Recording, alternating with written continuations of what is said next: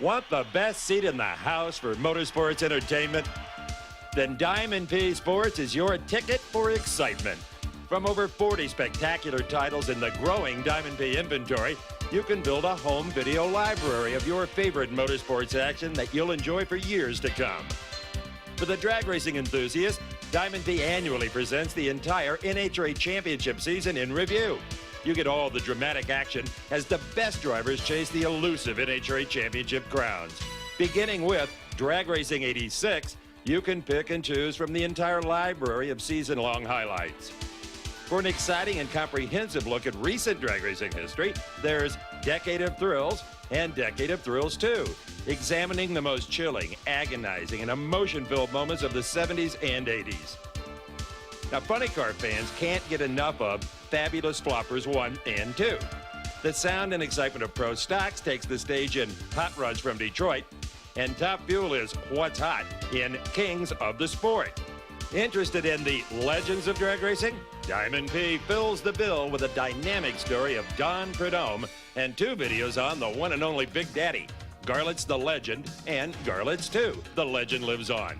Now, if you're a drag racing history buff, you can trace the evolution of NHRA in Gathering Speed.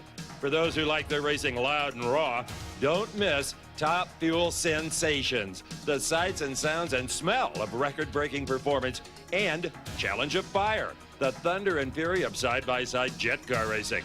If it's monster trucks, mud racing, and tractor pulling that cranks you up, then Shake, Battle, and Roll and Shake, Battle, and Roll 2 are for you. For racing of the H2O variety, there's Thunderboats, a fascinating look at 200-mile-an-hour hydroplanes and the fearless men who pilot them. Sprint car fans love the unpredictable winged whirl of outlaws from the Knoxville Nationals. Beginning with Knoxville 87, you can get the entire collection of annual mayhem.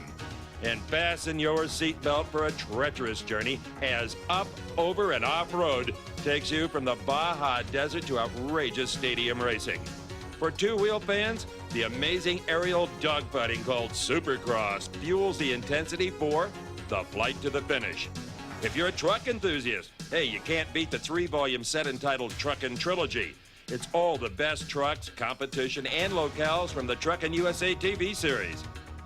Want to go drag racing? Well, 2-time funny car champion and drag racing instructor Frank Hawley takes you from street to strip in this informative video that explains procedures and concepts it sometimes takes years for even veteran racers to get a handle on. Diamond P Sports brings you the story of Bernie Little, the owner of Miss Budweiser, the most recognized name in racing. Mr. Unlimited recalls a career that spans 3 decades in unlimited hydroplane racing. Share the ups, downs, elation, and sorrows. Once a used car salesman, now a multi-millionaire and the owner of the most famous racing boat ever to turn a rock. If you're ready for more mud and monster trucks, you'll want the 3rd installment of Shake, Battle, and Roll. It's more of the mud racing mishaps and monster truck tribulations that Diamond P Sports fans demand. Shake, Battle, and Roll 3 is sure to satisfy the mud-thirsty monster lover in you. Out of the Everglades and the Diamond P archives, perhaps the most unusual motorsport ever, swamp buggy racing. Swamp Fever spans a decade of the most outrageous amphibious vehicles ever to cross the Sippy Hole. Swamp Fever, watch out, it's catching. And finally, to complete your library, you must include the best-selling series of And They Walked Away, volumes 1, 2, and 3. Here are the most breathtaking moments from the Diamond P archives, racing's most spectacular spins, flips, wrecks, and fires, and in each perilous incident, the driver beats the odds.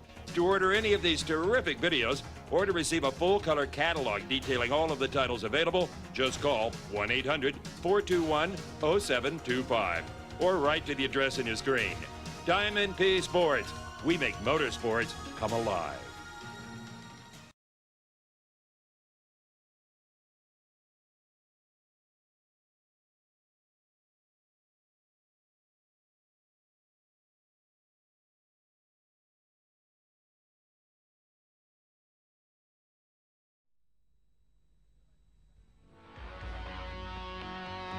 The 1993 NHRA Winston Drag Racing season. Championship drag racing at its best. A total of 18 events, starting and ending the year on the West Coast. Sandwiched in between 16 of the top races at the best venues drag racing has to offer.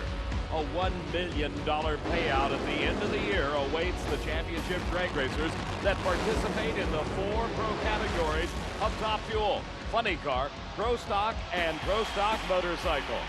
Welcome everyone to Drag Racing 1993. This is the Top Fuel Dragster that carried Eddie Hill to his first ever Winston Championship at the tender age of 57. Hi, everybody. I'm Dave McClelland, and welcome to Drag 93, an in-depth look at the entire 1993 NHRA Winston Championship season, all 18 events. And joining me, as always, my good pal Steve Evans. And Steve-O, it's been quite a year. You bet. In fact, something for everybody. In Pro Stock, there's a winner for the scientist, I guess, in some of us. With Eddie Hill, that's a victory for the dreamer in all of us. And in Funny Car, well, our winner is undoubtedly the most outrageous personality in all of American motorsports. And you talk about records, some I didn't expect to see for years. We'll talk about all of them. Well, there's no need in prolonging this agony any longer. Let's get right to the action, and here we go to Pomona, California. And the LA County Fairplex. Who says it doesn't rain in Southern California? After a one-week weather delay, over 30,000 people jammed into the brand new aluminum grandstands in the all-new stadium-style Pomona Raceway. Dave McClelland, it's a wonder what about $5 million will do to a racetrack. Incredible improvements. We saw a sample of them at the Winston Finals the year before, but it was at the inaugural race of the 1993 season that we saw the defending Winston champion Warren Johnson make his way to his favorite spot on the racetrack, the final round of Pro Stock. And his competition, well, this was a dream final for the fans. They got to see Warren Johnson up against the vaunted Dodge, driven by Scott Jeffreyon. He didn't have the best 1992, not the season he wanted, but in 93, everyone hoped the Dodge was going to fare well from the young man from Huntington Beach, California. That young man had finished number 2 in the Winston points chase the preceding year. Here was his opportunity to instantly grab the lead right at the start of the 93 season. But as so often has happened the year before, not to be. Problems for Scott Jeffreyon. A big win for Warren Johnson, 724 at 192. Well, I know the run wasn't that well. It started missing about half track. Apparently we broke something internally on the engine, but we got off the starting line. That's all that mattered. I think Scott may have had some trouble. I don't think he was that late. Okay, congratulations. What a way to start a season. Thank you very much, Steve. The problem Scott Jeffreyon had was a broken line lock. So in Pro Stock, the Winston champ scored early in the 93 season. What about in Funny Car? Cruz Pedregon was the #1 qualifier in the McDonald's Oldsmobile from Larry Minor Motorsports at a 5:10, a blistering lap time for the Pomona pavement. But in round number 2, he met up with Dale Pulley, the seldom raced Paisano family car, and Pulley just never seems to get rusty. Here he wasn't out on Pedregon, he left with him, but he outran the defending champion, a 5:12 to a 5:20. Cruz Pedregon out second round at the Winter Nationals. Not what that team had hoped for. As I said it before the beginning of the year, that this Funny Car season is going to be awesome. You know, these guys are out here running good, and we just got beat today, but we'll be back definitely. In the championship round, Dale Pulley was nowhere to be seen because he was eliminated in the final 4 by John Force, the driver of the Castrol Oldsmobile. Force finished second in the Winston Chase in 1992. This was a mission. He said this is Comeback Tour 93, and he started it off at the Winter Nationals with a final round appearance. Force got a big break in round number 1. He was defeated by Whit Bazemore with a 5:11, but Bazemore was disqualified for crossing the center line. So against Worsham, it was John Force with Lady Luck along for the ride. Force had the whole shot. Worsham, number 519, was beaten by a 21.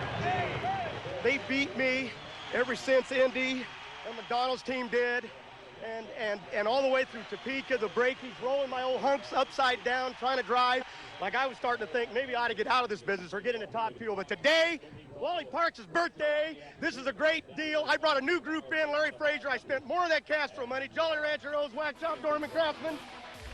One thing was obvious at Pomona. John Force had not forgotten how to talk during the winter layoff. Corey McClelland had not forgotten how to race well. The guy that finished second in the Winston Chase in Top Fuel in 1992 came to Pomona and the Cheap Auto Parts Winter Nationals and blasted out a run of 4.78 seconds at over 296 miles an hour. That qualified him number one. Let's watch. What a pass by Corey Mack. I had a good time, Dave, with this interview, talking to the man who could have and should have been the champ. 478. Oh my God, I don't believe it. That fun? I knew it was good. She carried the wheels. I never thought she was going to set them down. And then on the top end, it started coming around. But I'll tell you, Jimmy Prock, Ted, Billy, the whole crew, they deserve it. On the very next qualifying pass, Corey Mack backed up the 478 for a new national record. Coming into Pomona at the start of the 93 season, only Kenny Bernstein had run 300 miles an hour. It was still a magic barrier waiting to be broken by the next person, and we did not have to wait long. It was round number one of the Chief Auto Parts Winter Nationals when Doug Herbert in the near lane lined up against Mike Dunn.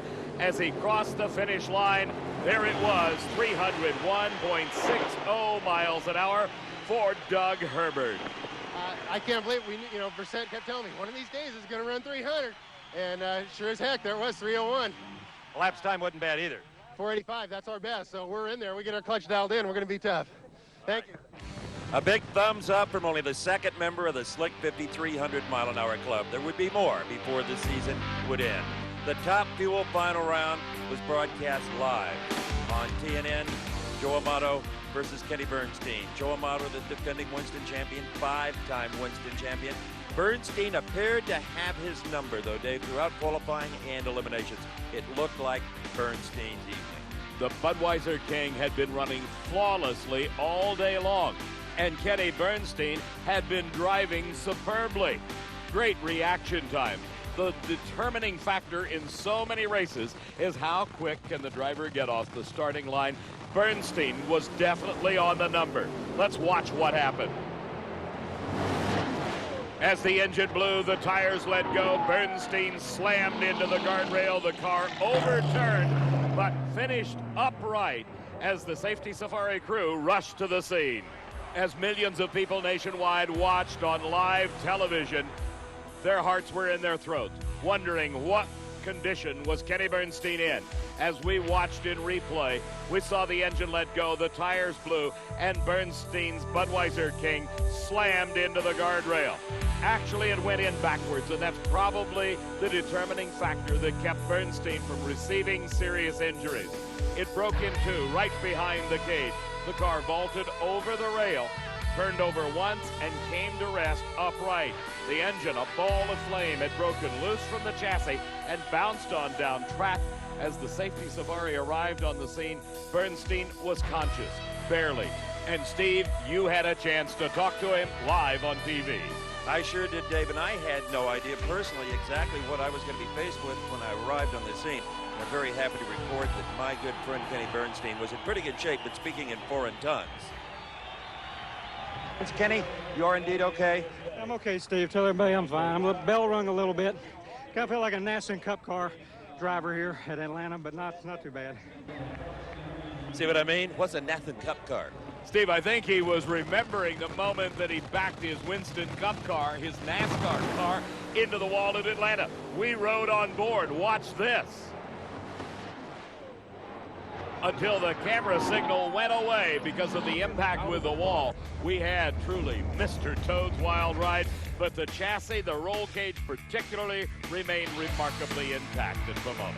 All right, it was time for race number 2. Just 2 weeks later, Firebird International Raceway in the glorious desert community of Phoenix, Arizona, the Motorcraft Ford Nationals. Anybody who wondered about Kenny Bernstein's dedication to drag racing after that crash, well, he was back in a brand new race car. And in round number 1, he had no competition because Jack Ostrander couldn't show up. And for Bernstein, it was just as well. A horrible engine explosion and fire certainly would have meant defeat had there been competition. The reigning Winston champ Joe Amato had qualified 7th, while Scott Coletta had yet to flex his muscles in the qualifying wars. He was number 15 at Phoenix.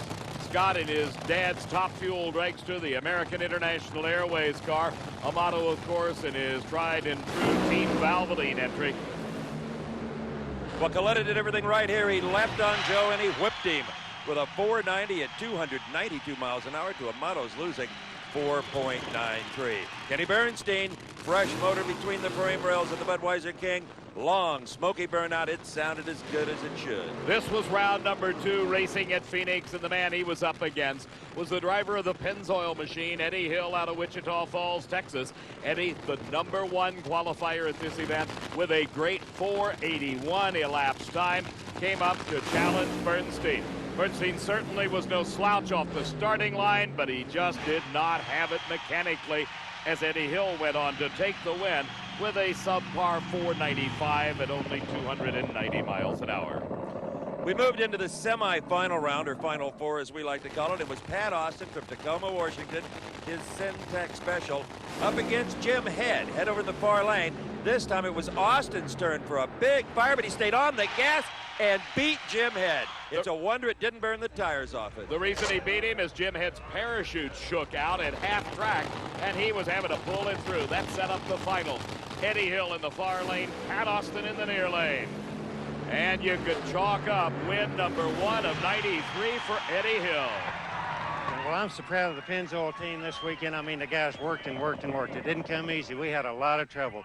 And the guys we just barely made the last couple of rounds because we had so many things broke, little things that pick at you. But you ran a 492. Let's walk back to the rear of the car. You're not going to like what you see on the left rear tire. Maybe 16 runs is too many, huh? 16 runs on a set of tires. After Phoenix, here was the standings in top duel. Amato, Hill, Bernstein, McClelland, and Scott Coletta. Remember I told you at Pomona how well Whit Bazemore had run that great 5:11, only disqualified for crossing the center line and sending John Force on into the final? Well, at Phoenix, you can imagine Bazemore was looking for big things up against Kenji Okazaki. But what he got was another four-wheeled volcano. Watch the Bazemore car here. He can't see. There's flame inside the cockpit, smoke across the center line for the second race in a row. Only this time, who could blame him? Does a good job, though, of getting the car stopped, bailing out. The safety safari immediately on hand to extinguish the blaze. He was okay. I talked with him. You didn't need this. Well, we don't need it, but, you know, it's part of drag racing. If you have a funny car, it's going to catch on fire sooner or later. And we went all last year without a major incident, and we'll come right back, believe me. Whit Bazemore certainly was pragmatic about funny car problems. Another guy that had his share of difficulties in Phoenix was Al Hoffman at the wheel of the blower drive service Dodge Daytona. We saw him in round number 2 against John Force. And Al Hoffman just lives to beat John Force. Every win light is important, but when you get by the two-time Winston champion and the guy, they needle each other back and forth. They have bets. The first one of them that runs 300 has to buy the other a Harley. It goes back and forth, so it's always very interesting when these two get together. He wanted to beat Force, and he did beat Force, but at what a price. A huge fire for Al Hoffman. The car skated around. He used up every bit of the racetrack and ran out into the desert at Phoenix. The car still blazing away. The safety safari truck catching up to him very quickly. From our vantage point at the television screen, we did not know whether Al Hoffman was inside that inferno. He had gotten out, exited the car under his own power, and ran out through the smoke in the opposite direction. That action in round number 2. In the finals, it was the number 1 qualifier, Cruz Pedregon, beating Jim Epler. You know, the car broke about 1,100, 1,200 feet again. I don't know what happened to Epler, but we got the win. That's all that matters. This car coasted to 260 miles an hour. The point standings: Pedregon, Force, Worsham, Hoffman, and Epler. That after the second race of the year at Phoenix. In the Pro Stock category at Phoenix, we saw the first real positive sign of the rising career of this young man, the second-generation Johnson out of Lawrenceville, Georgia, son of Warren, who won the opening event at Pomona, as we've already shown you. In the second round, he met up with one of his dad's nemesis, Scott Jeffrey, on in that Dodge.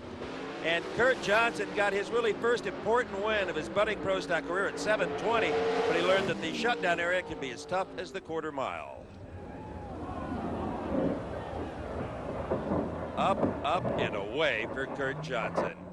Destroying the Scribner's brothers' car, but he was okay. Let's take a look at what happened, Steve. As he hit the brakes, the rear wheel locked up, the car came around, and then tried to make like a Winston Cup car. Started to get airborne, it hit a berm, it bounced into the air. The water puddle left after some rains prior to the event slowed it down so that when it went into the tire wall, its impact was lessened considerably. The car bounced back onto all four wheels, and the Safety Safari doing their magnificent job as always. Check Kurt Johnson out. He was loaded into the emergency medical services ambulance, but it was pronounced A-OK, and that was the good news that he had gone through a very, very difficult set of circumstances. His dad, Warren Johnson, saw the accident. He was back in the staging lanes, and moments after they loaded Kurt up, he had to face off with Bruce Allen. Did it distract him? Maybe just a little bit. Bruce Allen won it at a 7:24, 190 miles an hour to beat the #1 qualifier, Johnson. In the championship round, Mark Powick brought his Summit Racing Oldsmobile to the line to face the Oldsmobile Cutlass driven by Larry Morgan. The Castrol Super Clean car was in the lanes nearest our camera. Powick and the Summit Racing Oldsmobile gave away a bunch at the start, but he had the power to win it by just a few inches. In fact, the best elapsed time of the event in Pro Stock at 7:20 for Mark. Woo, I like it, man. Number three. Woo! His third national event, and that moved him into the second points position, just behind Warren Johnson, followed by Jeffrey on, Kurt Johnson, and Larry Morgan. That was Phoenix. And then there was Houston. Everybody wanted to hit Houston in March because the cool weather and the great track provides the best of racing for the Slick 50 Nationals at the Super Track. We were under the lights. In Pro Stock qualifying, Warren Johnson, far lane. The run of the century. The world's quickest 7:02. Should he be happy? He wasn't. No, because we actually wanted to just move it down just a little bit. A 7:07, 7:05 would have been really a little bit more to our liking, for the fact that conceivably there's two more tracks that the record could be set at this year. 7:02 is going to be awful tough to beat.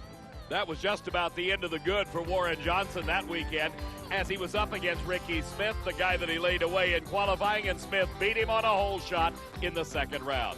Bob Glidden, though, made it to the finals with a Buttercraft Ford Probe. His competition, once again, the bright purple Castrol Super Clean Oldsmobile of Larry Morgan. Glidden was just wired to the tree. Watch this leave. 0.04 of a second quicker than Larry Morgan. And Glidden won it at 7:13, 193 miles an hour to Morgan's very game 7:14, 192. They seem to share Bob's victory at the far end of the racetrack. Nice to see. They haven't always been this chummy.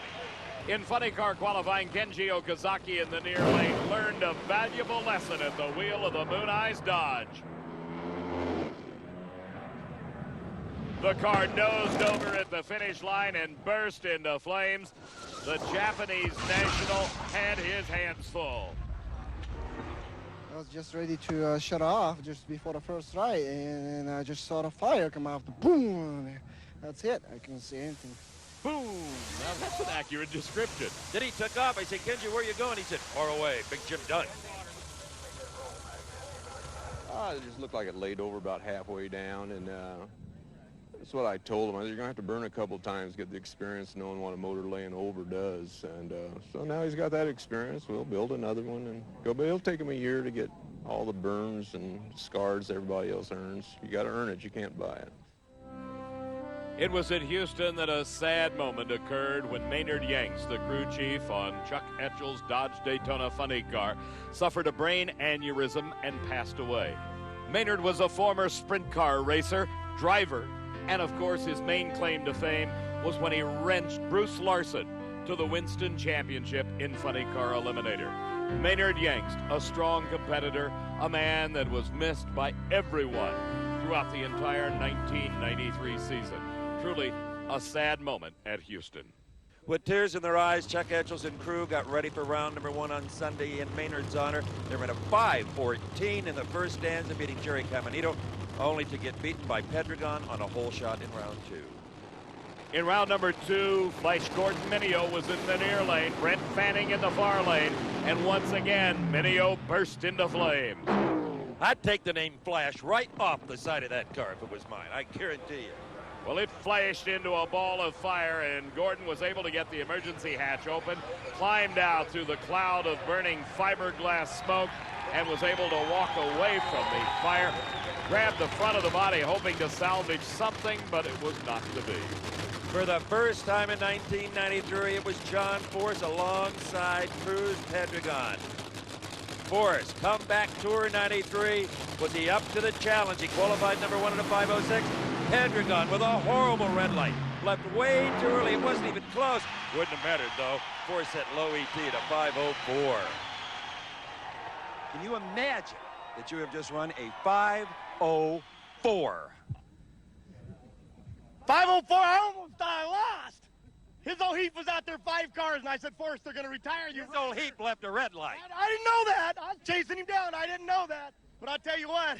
5:04. I hear it. What is that? Did we hit the record? Yes. I'll take it. They can even give it to a truck driver, can't they?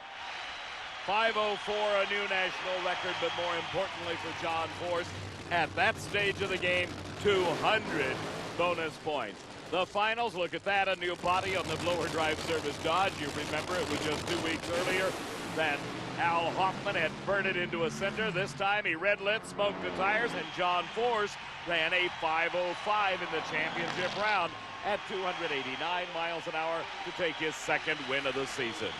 In Top Fuel qualifying, Don the Snake Prudhomme was matched up with Eddie Hill. Snake had a dismal 92, was really hoping for some encouragement in 93, and he got a little right here. He streaked away from Eddie Hill, 301 miles an hour, the third driver in the club. You know, those 300s are hard to come by. Bernstein was the first one to do it, so it kind of took a little frosting off the cake, but I'm just proud to be in that club and just proud to still be in drag racing. Thank you. It was also in qualifying that Jimmy Nix and Joe Amato squared off, but the outcome was considerably different than that of the Snake. We rode on board on Joe Amato's Top Fuel dragster, a huge ball of fire, not once, but twice. Amato on fire, Nix out in front of him, blazing away, but both drivers able to bring the cars to a safe stop. Amato lost the tire as both the fire and the parts coming out of the engine exploded the big Goodyear slick. The McDonald's dragster of Ed McCulloch, what kind of weekend did he have? Qualified number 1 with low ET of the meet at a 481. And in the final round, he was up against Rance McDaniel out of Fresno, California. The privateer in his 50s planning an assault on the 93 season. Rance got close, but not close enough. McCullough wanted it 490 to Rance's very tough 492. For the Ace and crew, well, it was a time to celebrate. But remember this scene. We weren't to see it again in 93. It was from the Bayou City in Houston, Texas. We moved next to the north central Florida city of Gainesville and Gainesville Raceway with the Motorcraft Ford Gator Nationals. A huge crowd was on hand for the weekend, a weekend that saw a tremendous amount of rain. Also, a lot of excitement as well. Watch Jack Ostrander. Unbelievable. One of the strangest crashes I have ever seen. The motor still pointed down the racetrack. Jack Ostrander looking at the tower. As you can see, the front of the car broke away from the back. Look how high it got off the ground, completely lifted the rear wheels off the ground. The car broke in the middle. When it came back, it snapped it in two.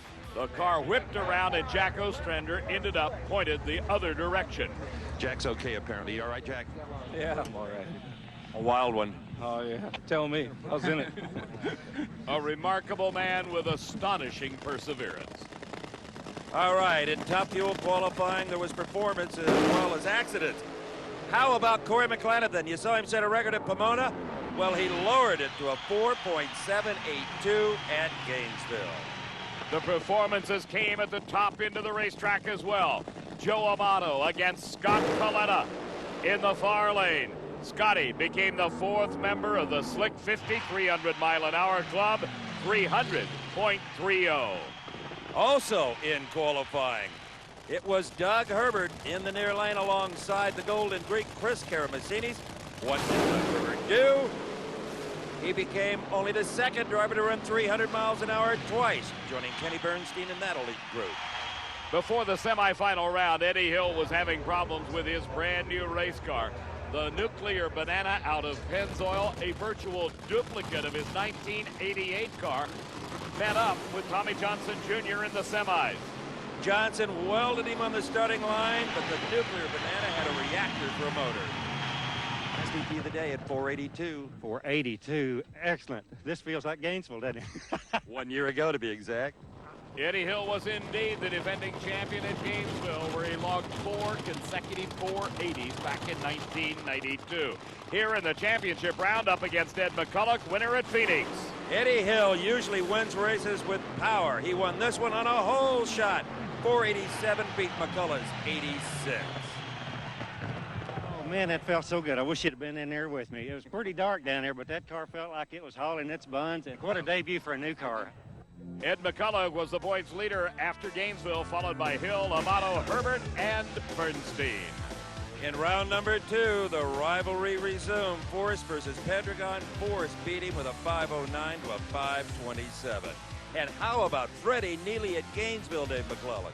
Steve, Freddie, and John Force squared off in the semifinals for the quickest side-by-side funny car race in history. Force got the advantage off the starting line, parlayed it into the win. 509's a pair.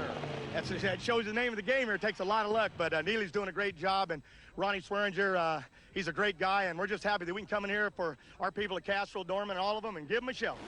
Well, Neely didn't come away empty-handed. He set the national speed record at 295 on that blast. In the finals, it was Force against Hoffman. Hoffman held low elapsed time of the meet at 5.08 seconds. But here, didn't matter. He went up in the air and forced to the finish line. 3 out of 4, it's a great feeling. We're just inching that way out there in that lead, and we're going to keep winning. We're going to keep blowing up the stuff. We're going to keep spending that money. And I love driving these things because they're exciting at night. 3 out of 4 doesn't sound like he's inching up on his Winston Championship hopes.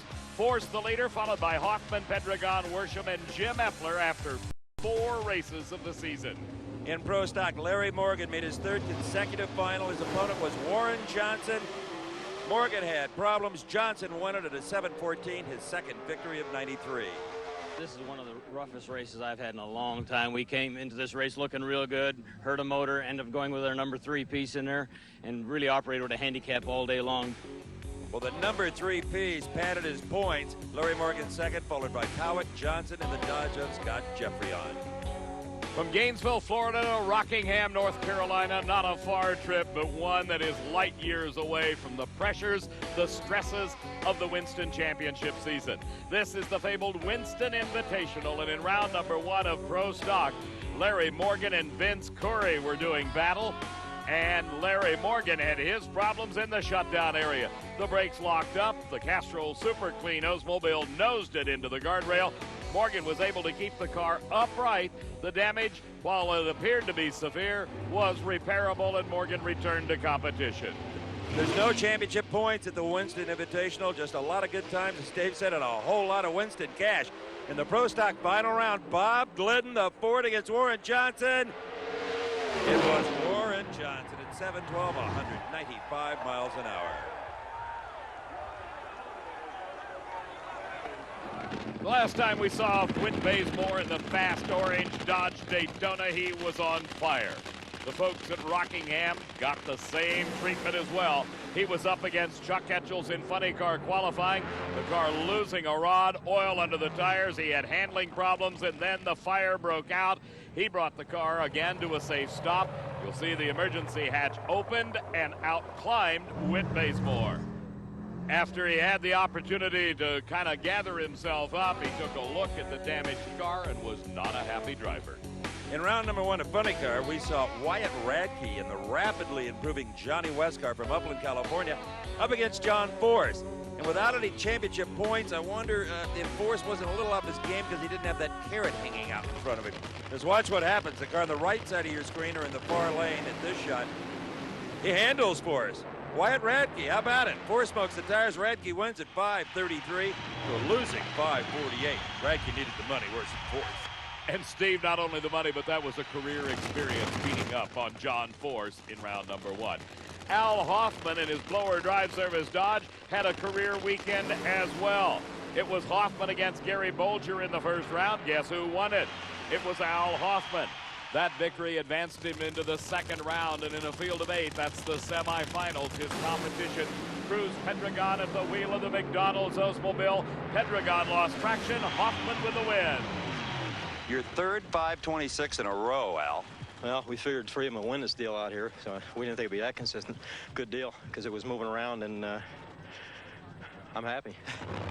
In the finals, it was Al Hoffman against the Hawaiian Vacation Dodge Daytona, owned by Roland Leong, driven by Gordy Bonin, and since this team got together, their first appearance in the finals here at the Winston Invitational. All right, I'm going to take back the Hawaiian Vacation mention that Mac made because they stepped Roland on the sponsorship, and they don't deserve to be mentioned. I agree wholeheartedly. Let's talk a whole lot about Gordy Bonin's great driving that went up in smoke. And, of course, another incredible performance, this time a 5:18 out of Hoffman at 288 miles an hour, winning the Winston Invitational. His wife Helen and Al celebrated down at the far end of the racetrack. As he backed up in qualifying against Scott Coletta, Corey McClelland was a happy guy. He had set the national record twice, 478s a pair. But this ride will be one, unfortunately, he'll never forget for some very different reasons.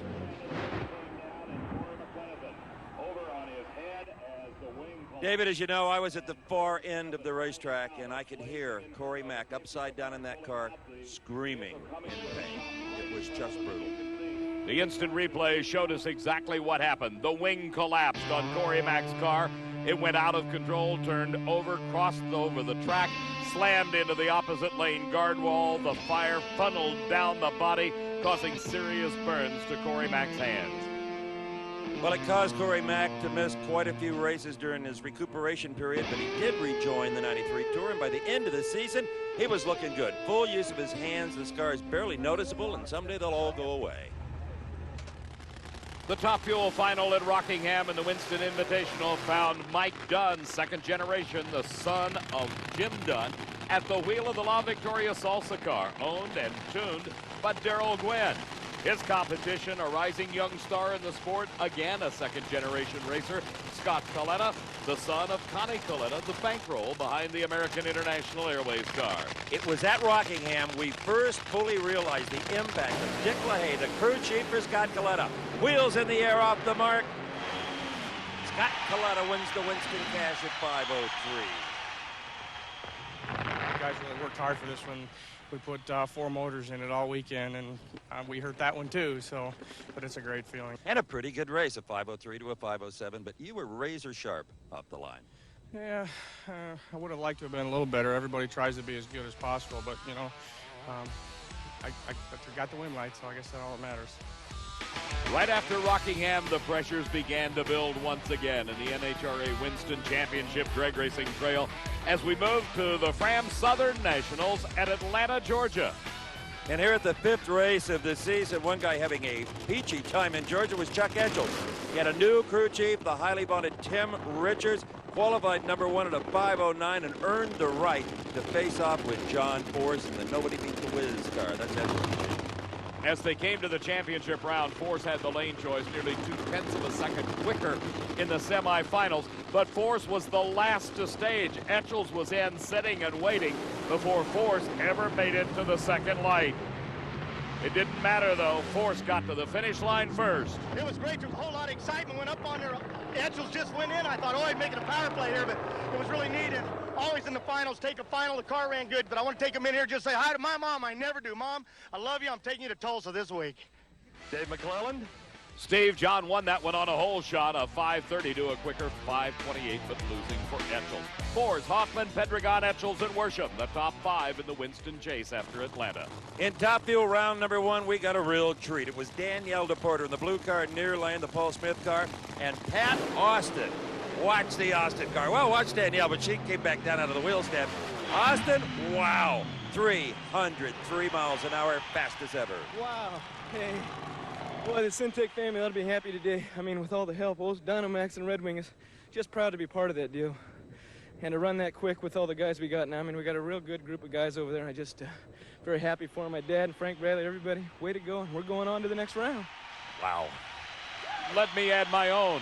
Wow. 3:03, that was the fastest speed ever recorded by a Top Fuel dragster. Also, Top Fuel held a great attraction in Atlanta. It marked the very first appearance in a dragster by John Andretti. The fabled Andretti family now adding drag racing to its roster of race cars. Jack Clark was the car owner of the Taco Bell Express, driven by Andretti. It was in round number 1 that he faced off against the reigning Winston champ, Joe Amato.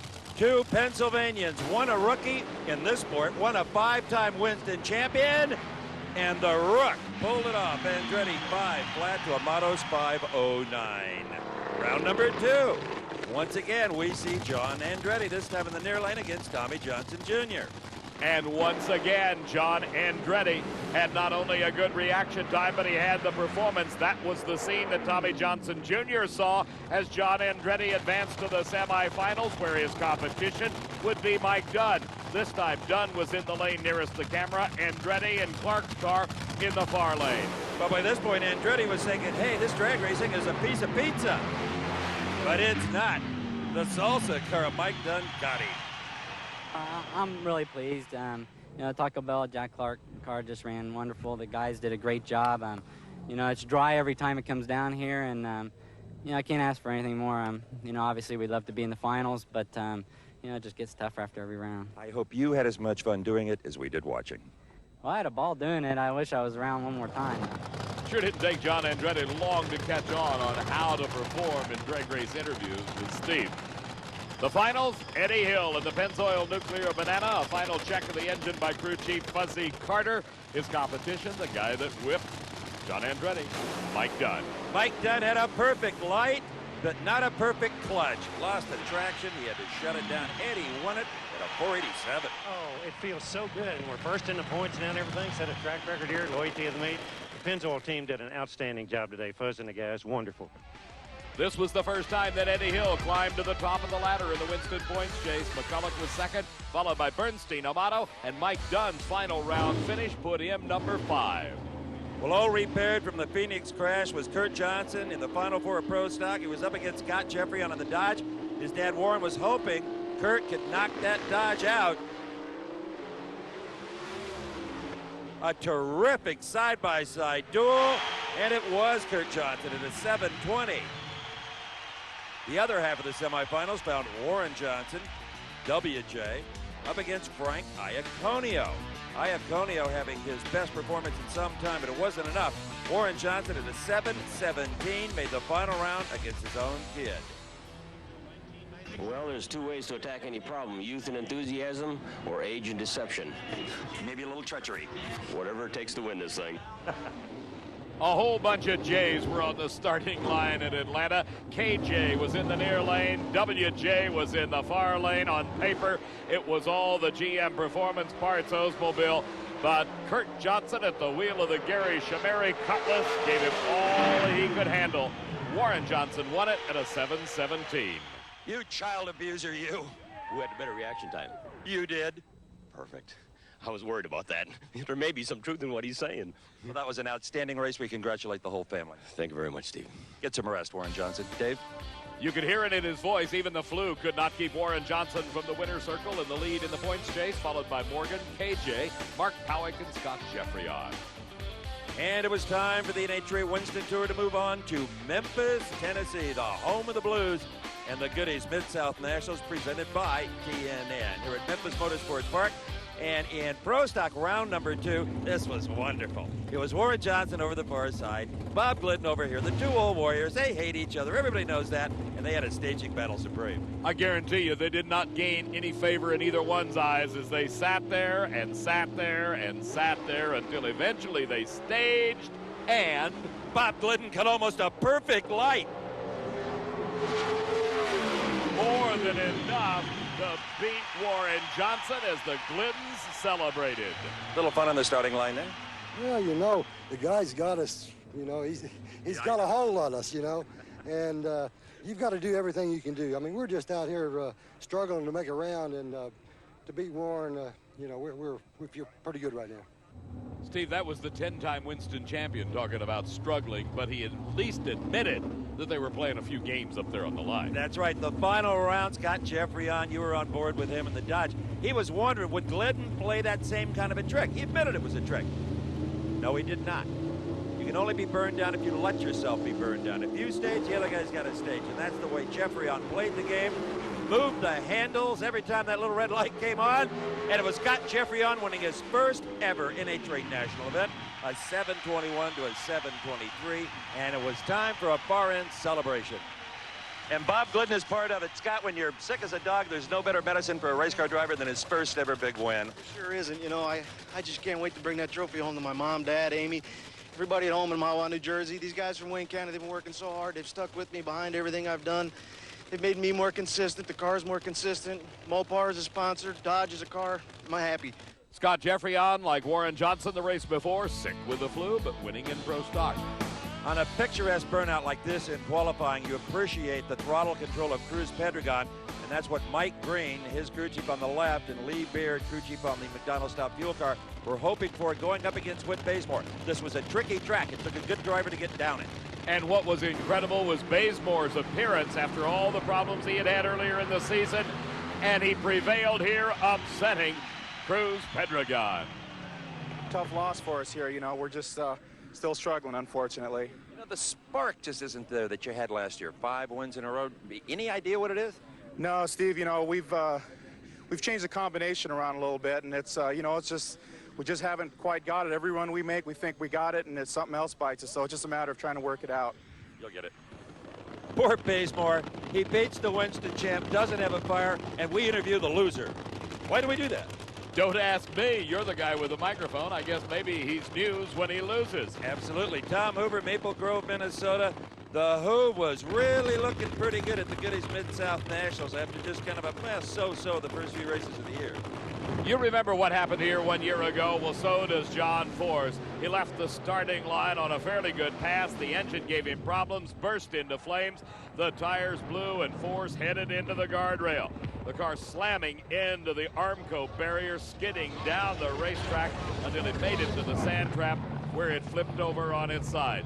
This accident weighed on John Force's mind for one entire season, and when he came to Memphis, he was still thinking about it.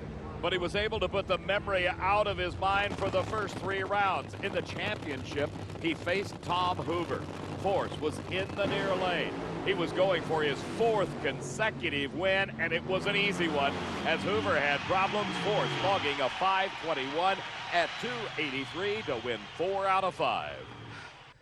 I'm really tired, Steve. I think the strain of the Memphis, I followed that fear of that fire every round, and Coyle said it was gone, and my guys, they took care of me again, and we're excited. We're in the point saying we think we can be strong, but I think there's more pressure dreaming about it every day, and it's really making it tough on me. Corey Mack resumed the tour at Memphis, packing a lucky picture of his beautiful little daughter in the cockpit of the car, wearing special gloves to protect the fresh skin grafts on his hands. Driving in no small amount of pain was Corey Mack. In round number 2, he raced Tommy Johnson Jr. Didn't take him long to get back on track, as Corey Mack had a 493 to a losing 495. That put him into the semifinal round against the reigning Winston champ, Joe Amato, and Corey Mack smoked the tires, while Joe had his share of problems, dropping cylinders to a 512 at 285. And in the final round, who did Joe Amato find on the starting line but that pesky Texan over there?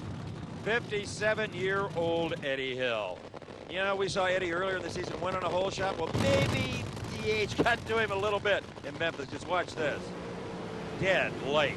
Amato, not that great a reaction time, just a steady one, and still made it look worse than it should have. In fact, on reaction time basis, Hill should have won. A 493 to a winning 497. Joe knows reaction times. A 97 to whip to 93. Steve, I knew the pressure was going to be on. I told my wife in the trailer before we went out, you know, having the new Snoopy on his helmet and my lucky rabbit's foot and my bag of tricks has definitely helped. But my team did a good job all weekend. You know, we struggled. The car's been running lousy, and we just worked harder and harder. And we just, you know, the luckier we got, the better it got. Nobody had much time to relax after Memphis. 1 week later, it was Englishtown, New Jersey, the big race on the eastern seaboard. The Mopar Parts Nationals at Old Ridge Township Raceway Park. And oh, what a scene it was on Friday night under the lights in famous E-Town. Corey Mack, who had a good outing in Memphis, was in the far lane, but his fortunes took a nasty turn. Looked more like a jet car through the shutdown area than a top fuel dragster. Corey was unhurt. All those sparks are coming off the chassis and tire blew. In fact, it ruined the car for the rest of the weekend, as we later found out. Corey Mack climbed from the car uninjured, except in his pocketbook. After what I've been through, it's like one of those things where that happens, you're thinking, what the heck's going to happen next, you know? But they're safe, you know. They're made for that. If something happened, it was bad last time. This time, it was a cakewalk. In the daylight hours, you saw the gigantic hospitality and operations tower at Englishtown looking down on the Wiltel Communications car of Michael Brotherton against Joe Amato. And look at this race. Brotherton gets there first, and Amato makes history. The first loser ever over 300 miles an hour. You gave the fans something to remember you by today. Well, it's not what we want to remember us by. We wanted to win late, but what are you going to do? That's drag racing. We'll be back next week. Tremendous times. Brotherton a 483, Amato a 487. Well, anybody who thought Rance McDaniel joined the tour just for the beer was sadly mistaken. McDaniel in the second round, a 5:03, losing a clutch at only 256 miles an hour to whip Pat Austin. And then it was Kenny Bernstein. McDaniel and Bernstein head-to-head in the finals of Top Fuel Eliminator. Low qualifier and low ET of the meet had been set by Jim Head. These guys had something to shoot at, a great 481. Rance McDaniel was able to come back from those clutch problems. He ran a 491 in the semifinals, beating Scott Coletta, while Bernstein had logged a 487. But in this championship round, the problems reoccurred in the clutch mechanism, and McDaniel had to park it. Bernstein got a single. He ripped off a great elapsed time, 487. You needed to start winning right now. You couldn't wait any longer. Really couldn't. Eddie Hill is getting way out there ahead. When you're a 2,000 points, 1,700, 1,800 points ahead, it's hard to run them down. That's like 2 races. So you shorten the end of the season by 2 races. You give somebody that kind of a head start. So, yeah, we needed to get it together right now, and Englishtown was good to us. And Kenny gained the maximum because Eddie went out in the first round. Amato was 3rd, McCulloch 4th, and Mike Dunn number 5 after Englishtown. And what a weekend Englishtown was for John Force and crew. Bernie Federley, Austin Coyle, all the gang. They had a night qualifying run they will never forget, and neither will the thousands of people who witnessed it. Watch the flames. Can't do it any better than that. 5:01 national record. I know an O when I feel an O, Steve. That thing was trucking. That was an O. It had to be. 01. 01. That's cool. She's a 4-second race car. She's coming tonight. The conditions were great. Coyle and Bernie said they hopped her up, but that was a ride. That was a ride like I never had before, honest to God. Conditions weren't bad in the daytime. In the semifinals, Cruz Pedregon left another red light at the starting line, forced the win at a 5:17. Can't look back, can't worry about nobody else and their problems, because every time you get a lead, you do that. Right now, there's only one thing I want. I want to get my world championship back from my sponsors. You know who they are. I want to get them back from my family. I want to get away from that pain that I had. I ain't feeling sorry for nobody. I'm going to tell the fans we're just going to keep winning rounds, and we're going to get that championship back for Castro, Oldsmobile, and Jolly Rancher. The Nobody Beats the Whiz Dodge Daytona, Chuck Etchells called Englishtown, New Jersey, and the Old Bridge Township Raceway Park his home racetrack. He had the problem of facing Force in the finals. He was not up to the challenge as his car went up in smoke.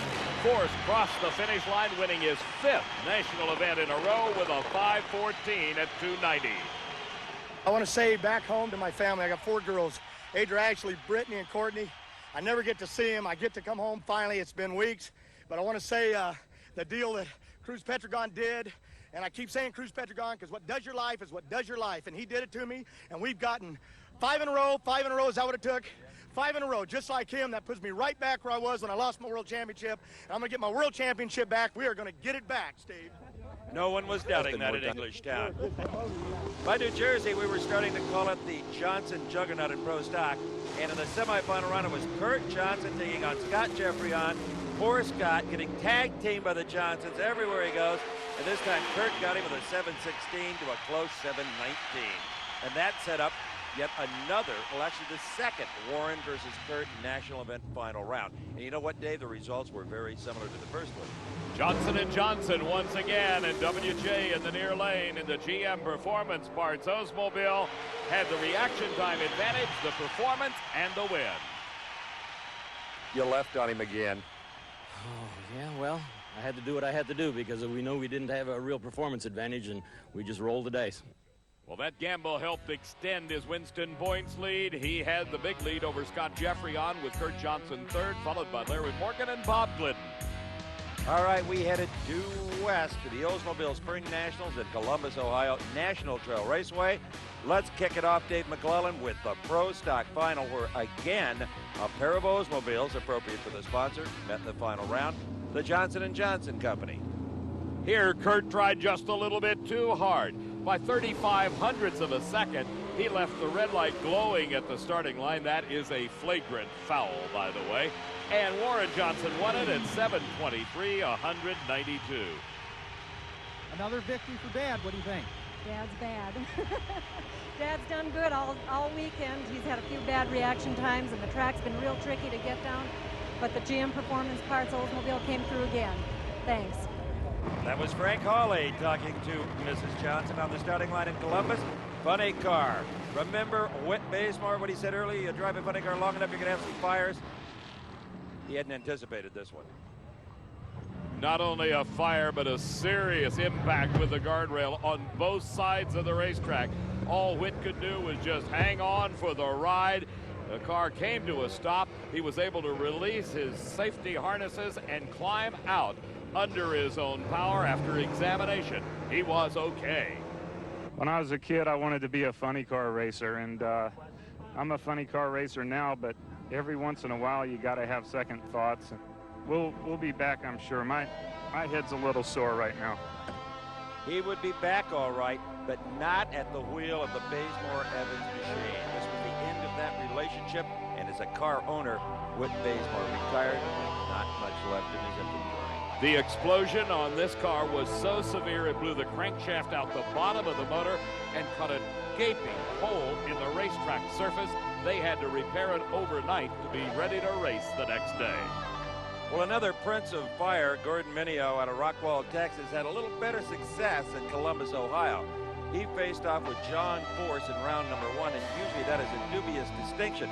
But this was one of the rare times that John Force had a problem. Watch his car, and maybe you can see it. He sneezes the blower on that Oldsmobile Cutlass just as he steps down on the pedal. Come on, John. Blow it up for us. Bam! Right there. Gordon Mineo streaks to victory at a 597, 189 miles an hour, and that put an end to Force's streak. And Gordon Mineo advanced to face Cruz Pedregon, this time in the semifinals. Pedregon smoked the tires, and Mineo made it to the final round of an NHRA Winston Championship event. His time of 5:56. But the drama was not over. Gordon Mineo, the engine shut down. As he made the turn at the far end, it's a congested area down there, the engine relit. Right there. He couldn't control the car and smashes in to Eddie Hill's tow vehicle and the nose of the dragster. I was down there, David. In fact, I almost got hit as well, and some of our other crew members. There was no time to yell a warning, no time to do anything. It was frightening at the time, but fortunately no lingering injuries. Gordon felt awful about what happened. Well, I'm extremely sorry for Eddie. I can live with my own damage, but I can't stand to do anything to anybody else. What could have been and should have been Gordon Mineo's finest day on a racetrack ended at that point. He was unable to repair the car to race Gordy Bonin for the championship of the Oldsmobile Spring Nationals. Bonin took a single 560 at 194 miles an hour at the wheel of Roman Leong Dodge. We pick up top fuel action at the Oldsmobile Spring Nationals in the semifinal round. This was before that incident involving Gordon Mineo and Eddie Hill. As you can see, the Eddie Hill car was alive and well at this point, pouring raw fuel out of the headers as it always does on the starting line up against Doug Herbert. And it was Herbert winning it at 5 flat, 292 miles an hour. Eddie Hill having problems, only a 699 F145. So that put Herbert into the final round against Kenny Bernstein. You remember him, the Budweiser King car, who won in New Jersey.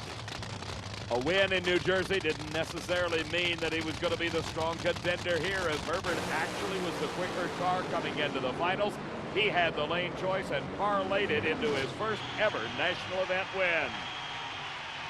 I just can't say enough for Set and all my crew guys. Everybody just does an excellent job. And, you know, my wife and my mother-in-law and everybody that helped me get this car out to the track. Without them, there's no way I could ever do this. And this is a dream come true. Doug Herbert defeated Kenny Bernstein for the championship at the Oldsmobile Spring Nationals, and the celebration went on and on. But little could the Herbert family know what lay in wait for them in Topeka, Kansas at the Western Auto National. It happened, as you well remember, David, in the first round of qualifying here in the Heartland Raceway Park facility. One of the worst accidents I have ever seen. Doug Herbert's car came down the racetrack, lost a tire, then it broke in two as it skidded across the racetrack. As Herbert in the front half of the car sat on top of the motor, he was vaulted over the guardrail and slammed into an unmanned scaffolding. The car again broke in two, the roll cage remained intact, and incredibly, Doug Herbert was basically uninjured in that accident. In fact, within a couple of weeks, he was back on the racetrack, sore but unhurt. All right, Top Fuel semifinal round pitted a couple of real hot races at the time. Eddie Hill and Kenny Bernstein. Hill was in the points lead. Bernstein was trying to keep him from getting too far out in front. Didn't work here. From onboard Kenny's car, you see Eddie Hill drub Bernstein 498 to a 521. Kenny was off his feet that day. I was looking at a lot of red car for a long ways, but I thought I had the finish line first, and man, it feels good. That's great for us in the points deal. We really needed that. A 498, about what you thought? We were shooting for a 497, but we'll take a 98. I wouldn't fight you for a 100th of a second. Great job. Thank you. Scott Coletta flexed his muscles in qualifying, put the car in the #1 spot at a 4.90. That held up for low elapsed time of the meet. In the championship round against Eddie Hill, Coletta too quick off the line. Hill marched on for the victory, his winning time a 5:01 at 283 miles an hour. He red-lighted. You had one at the start. Is that right? Well, we ran pretty good anyway. And man, that was a horse race. Boy, I was pedaling that deal down at the end. A 5:01 is a parting shot. Again, great job. We'll take it. Thank you. Yeah. Eddie Hill, a big points lead now, Dave. Steve, after the Topeka race and the Western Auto Nationals, Bernstein was far behind Eddie Hill, followed by Amato, Coletta, and Mike Dunn to round out the top five. It's an old cliche, but it fits. If it wasn't for bad luck, Gordon Mineo wouldn't have any. This was in funny car qualifying. You guessed it. Gordon Mineo flambéed one more. I really don't know what happened in there. I don't know if it blew through the clutch, pitched the rod out, what happened. It wasn't all that bad of a run, I didn't think. No, it was not. You're used to fighting these fires. Yeah, I guess I had to open up a little school, huh? Everybody else has. I'd hope nobody enrolls. Can you imagine what the thoughts must have been on Jerry Caminito's mind when that fireball went blazing past him on the Topeka track? And that, of course, was Gordon Mineo, and he was unhurt. Here it is Cruz Pedregon backing up after his burnout. That's Leonard Hughes, the crew chief for Gordy Bonin. The car owner, Roland Leong, of course, helped with the wrenching George. But Gordy was on a roll in the funny car semifinals. That's right. He had won at the Spring Nationals. Was hoping to do it again in Topeka. Great driving. Then we got to figure it out. Now it's going to be tough to see what we can match it for us, but we'll see what we can do. You think that'll keep lane choice that time? I doubt it, but you never know. Our Bob Fry talking with Roland Leong in the championship round. It was Gordy Bonin up against John Force. And Force took no prisoners throughout all of 1993. As we ride along, see all that clutch dust? That's why John Spires is always so dirty. Here at Topeka, he won his 7th national event of 9 held so far. Well, what can I say? We've got a great team. John does a great job. Bernie, myself, Larry Frazier, the rest of the guys, we're all doing what we can do to try to get another championship. Let it all out. We're letting it out. That's what we call 93. Comeback tour, buddy. And after last year, we needed it. But to beat Gordy Bonin, I'm proud. 240, we've known him for years. And rolling these guys, They're unbelievable. I'm just proud to be there in the final with them, and we're just really proud to be part of this Western Auto deal and have this whole heat back humping. The fans thought Old Forest was dead. Well, I ain't dead. We're just starting to come alive. Never intimidated, John Forrest. But always intimidating was John Force after 9 races. Look at the lead he had over Pedregon with Hoffman, Etchels, and Hoover rounding out the top 5. Surprise, surprise. Only one Johnson made the Pro Stock final, and that was Warren up against Larry Morgan. Morgan got a brilliant light, but it wasn't enough to contend with Johnson. 7:31, 189. And you were concerned with Larry Morgan. He's a great racer, and he threw everything he had at his car. Well, you don't blame him. Last race he didn't qualify, and that just shows you the resolve that Larry's got. He came right back and went right to the final of this race. All these guys are tough. Again, congratulations. Thank you very much. That is Warren Johnson, the Western Auto winner in Pro Stock. The toughest part of the season was next. 3 races all in a row, and they started on the hill.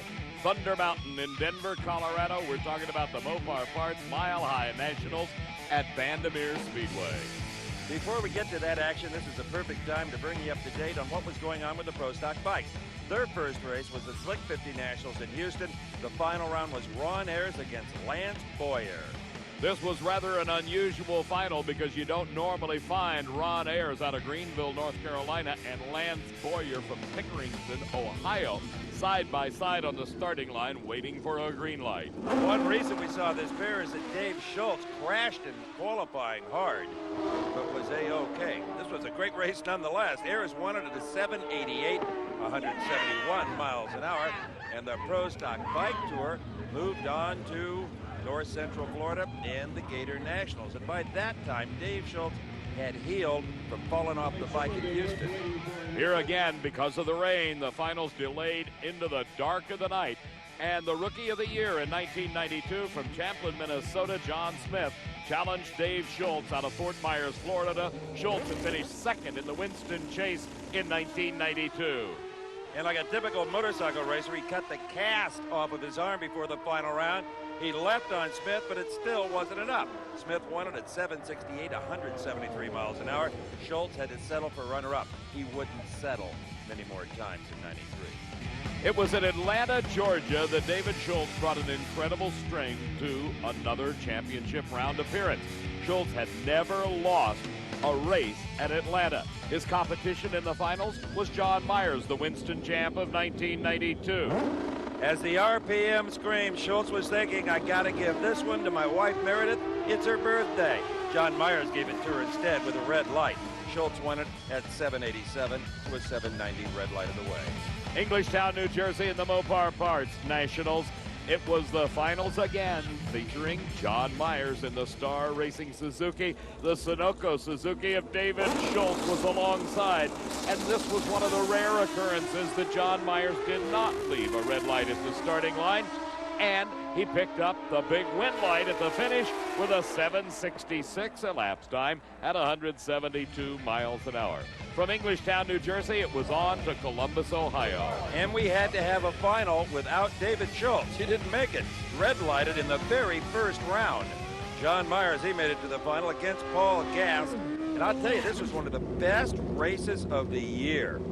Had Gass had a better reaction time, it would have looked closer down at the finish line, but the elapsed time is very, very good.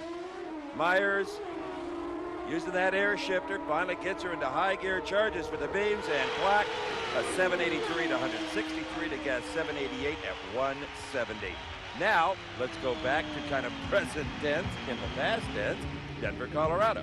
And the Mopar Parts Mile High Nationals, and there's certainly a reason for that title. Over 5,200 feet in altitude, a lack of oxygen here affected every race car and motorcycle on the track as John Myers and David Schultz squared off again.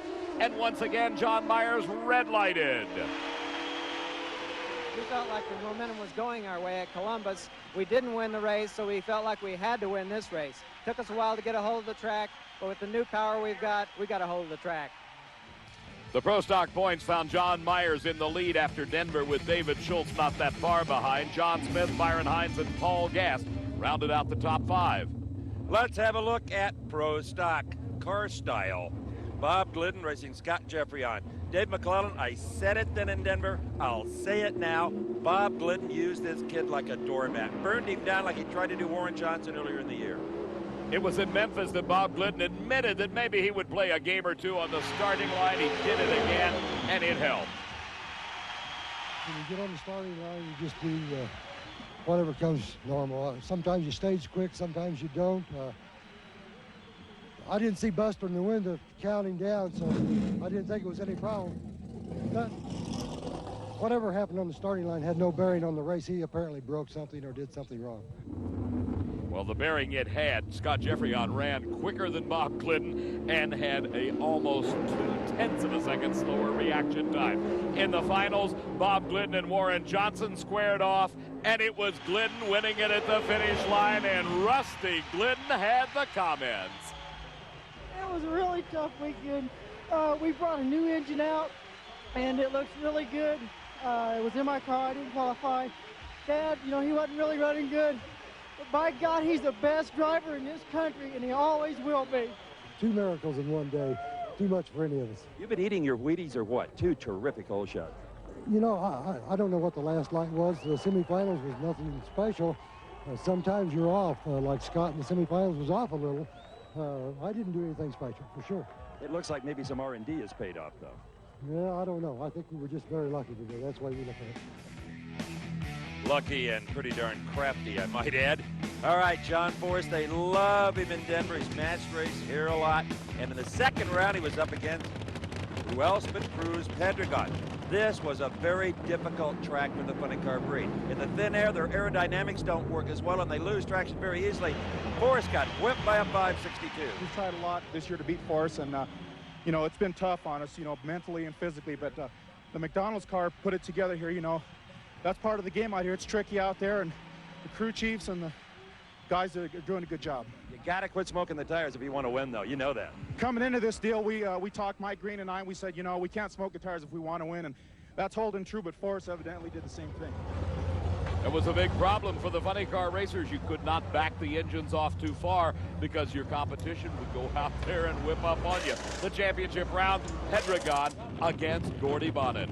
Gordy Bonin running an abbreviated season and still in his 3rd final round. He already had 1 victory under his belt, but he was not a match on this day. He got close to the wall, lost traction. Pendragon wins it. Gordy Bonin Hawaiian Vacation car is a tough car. They're going to be tough next year. But we had our hands full, but we just try to run our own race. Big change next weekend. Sonoma, California, the Autolite Nationals, sea level or below. We're looking forward to that racetrack there. You know, the 4-second barrier still needs to be broken. These funny cars, who knows what might happen there, but that's my home track, and want to say hi to everybody at home. And thank the fans for supporting. It's been a long season so far, but we're back. They may be back, but it was still John Forrest with a substantial lead in the Winston chase. In the Top Fuel round number 1, Shelly Anderson raced Kenny Bernstein. KB had a red light. Shelly took the win. Doug Herbert came up in the semifinal round against Eddie Hill. Hill, of course, trying to extend his Winston points lead as a result of Bernstein going out in the first round. Tried to take advantage of the situation, smoked the tires, was unable to do so, and Herbert was the winner. You know, obviously Eddie's been just kicking buns every run, and to come up here and I saw, you know, he was out in front of me, and then I don't know whatever happened to him, and we just motored on by and felt pretty good all the way down. So kind of huffed and puffed to a 537. Well, rather be lucky than good. That's part of drag race. We've had our bad luck, so maybe it's time for a little good luck. While Herbert and Hill got together, Scott Coletta hoped his #1 qualifying spot would pay off in his semifinal race against Mike Dunn. Not to be. Well, you know, this car, whenever it doesn't drop a cylinder, it usually puts a number on the board, and it's tricky out here today, and I got my work cut out for us, and so does everybody on the team, but we're hanging in there, and hopefully we'll be here when the sun goes down. Well, Darrell went back to his trailer, got a computer printout, went to work on the tune-up, was back out on the starting line as the sun actually was going down. His man Mike Dunn to face off with Doug Herbert. 2 really good race car drivers. Mike Dunn with far more experience behind the wheel than Doug Herbert, and tremendous string of reaction times. They've made it to the final round, had not yet made it into the winner's circle. That would change in 5.14 seconds. Mike Dunn, Darrell Blinn, 271 miles an hour. Herbert just couldn't get a handle on it. Only a 524 at 269. Down at the far end, Well, they were planning their victory celebration at the nearest Mexican restaurant. As far as points were concerned, Eddie Hill didn't get hurt too bad with Dunn winning. Hill, Bernstein, Dunn, Coletta, and Amato the top 5. 1 week later, it was the wine country of Northern California, Sonoma, California, and the Autolite Nationals at Sears Point International Raceway. In the Kenny Bernstein pit before the semifinal round, a heck of a thrash led by Dale Armstrong, who actually hit himself in the head with a breaker bar. They're having a problem with the bolt that holds the bottom pulley onto the crankshaft, and they had to get to the starting line, and did, as you can see, to face off with Eddie Hill. They had to stop Hill here. Beyond the halfway point of the 1993 season, every race was important, and this one between the 2 leaders in Top Fuel, even more so. Bernstein didn't stand a chance. Fuzz and the guys have been doing a marvelous job in this heat. What a Pennzoil crew we've got, what fun we're having. Thank you, Pennzoil. Thank you, Fuzz and the guys. And what an ET you got, a 493. 493. Oh, thanks again, boss.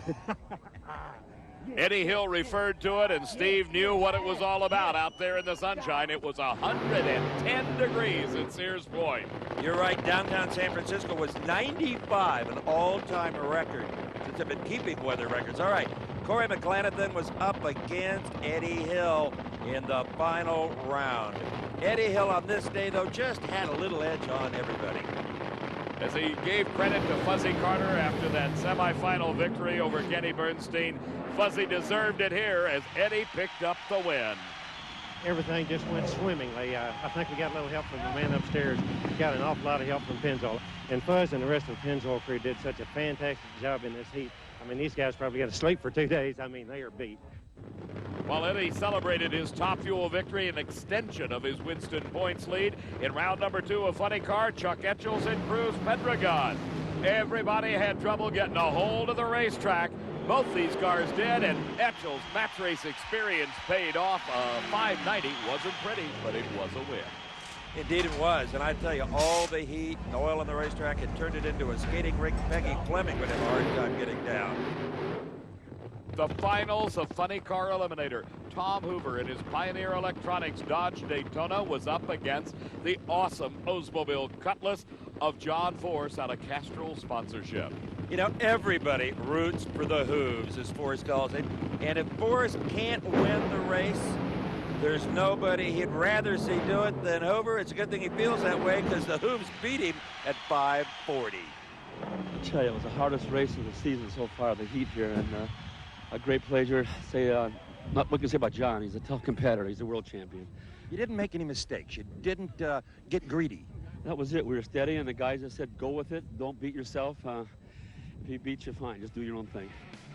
John may have lost the race, but he continued to win the war in the Winston chase. Pedregon second, Etchells third, Hoffman, and now Tom Hoover, number 5. Round number 1 in Pro Stock. Ricky Smith in the swoopy-looking Pontiac up against Kurt Johnson. You know the season Johnson's had? Well, mechanical problems set in. He had to shut her down. Ricky Smith won it at 7:38, 187. Then it was Warren Johnson up against Gary Brown. Gary Brown hole-shotted Warren out of the park at 7:33 to a losing 7:28. That set up a final of Ricky Smith versus Frank Iaconio. And this was one of the best races that either one of these drivers have had. Ricky Smith having yet to win a national event title. For Frank Iaconio, it was many a year ago that he graced the winner's circle. It was not to be today at Sonoma. Ricky won it. The miracles happen, I'll tell you what. Thanks, Southland Fire Extinction, Carolina Drilling, Larry Teterow, Matthew Smith, my wife, my kids. And a great clean race, identical reaction times. He had a little tire shake. God knows I needed to win the race. Thank you, Steve. I'm tired. Bobby Master, Winston, we finally done it, boys. We finally done it. Needless to say, it was an emotional moment for Ricky Smith. The lead remained with Warren Johnson. Scott Jeffrey on was second. Kurt was third, followed by Larry and Bob, the top 5 in the Winston points chase after Sonoma. We left the heat behind in the Bay Area and headed for Jet City. Seattle International Raceway, Kent, Washington, the Jolly Rancher Candies Nationals. And in Pro Stock, the semifinal round, the Johnsons got together earlier than they had before. It was KJ and WJ. The Long Island Dragway car of Kurt Johnson was in the near lane. That's Gary Chameri's car. The GM Performance Parts Oldsmobile of Warren Johnson in the far lane, but under the hoods of those cutlasses, Johnson Motors. Warren Johnson horsepower. And what Warren feared the most happened in Seattle. The kid hole shot at him and beat him with a slower lapse time, a 17 to a 15. Pro stock final then, Kurt Johnson versus the Cowboy Mark Powick, looking to make it 2 wins in 93. The Summit Racing Oldsmobile of Powick came into the final round as a strong contender, but the youth of Kurt Johnson prevailed at the starting line. He got the advantage, and he also had the performance advantage by 300ths, a 7:15 to a losing 7:18. We stood here, in the beginning of January. It was my first round win, and you were standing here, and look at this, 6 months later. Put 4 of them together in a row. 6 months later, and it was Kurt's first ever national event win. Here's what it looked like against Mark Powick, and Powick knew that he had been soundly defeated.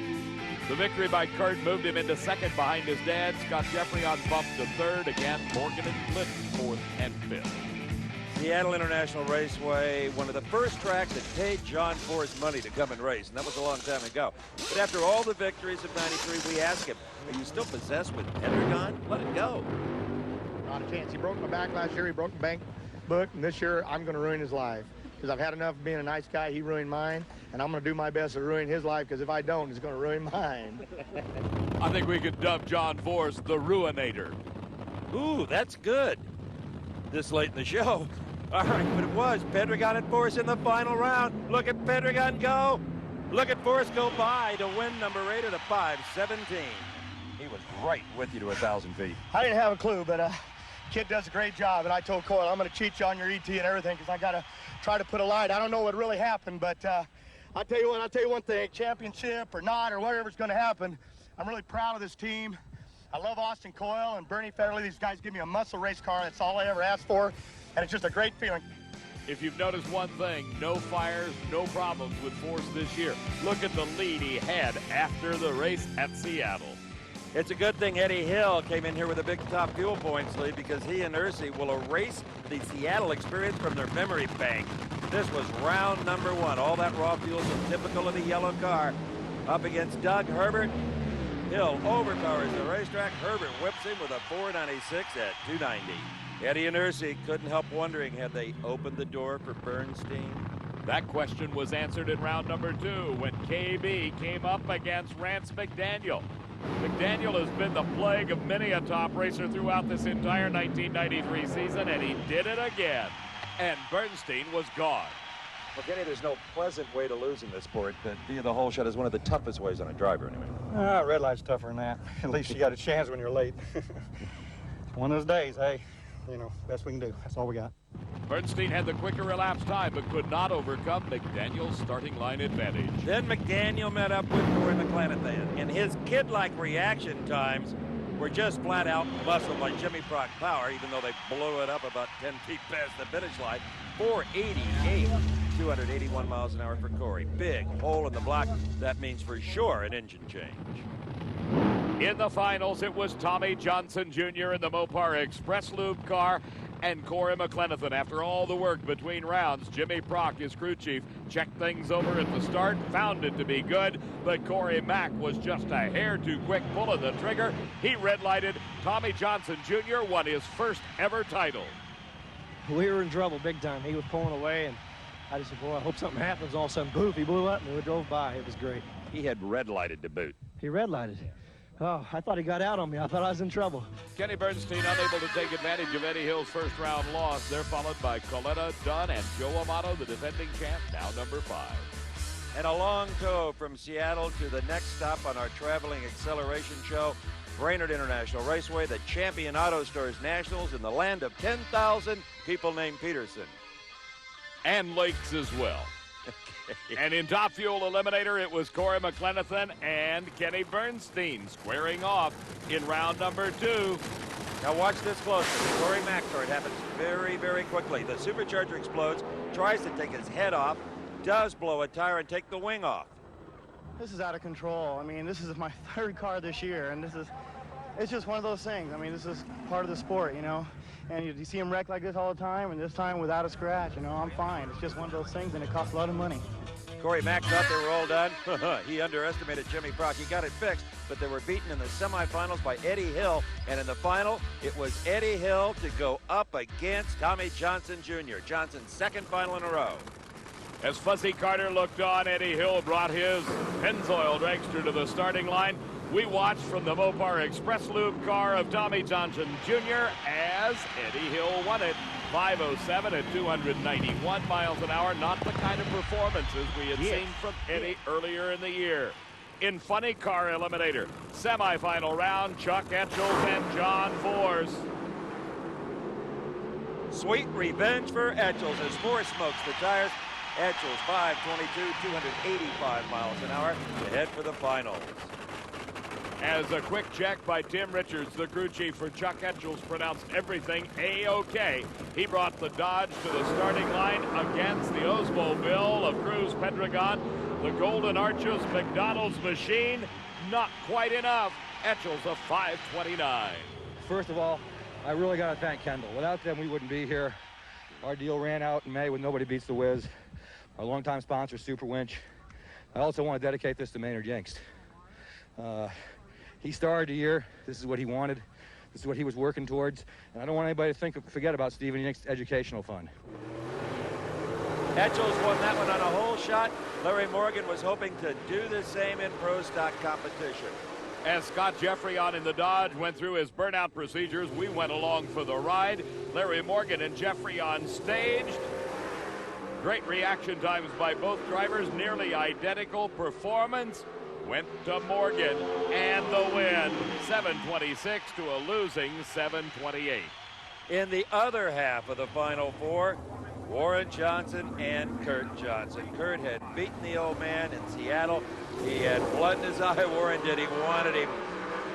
Warren Johnson leapt on his son, something he's very proud of when he can do it, and he whooped him, 7:25 to a 7:29.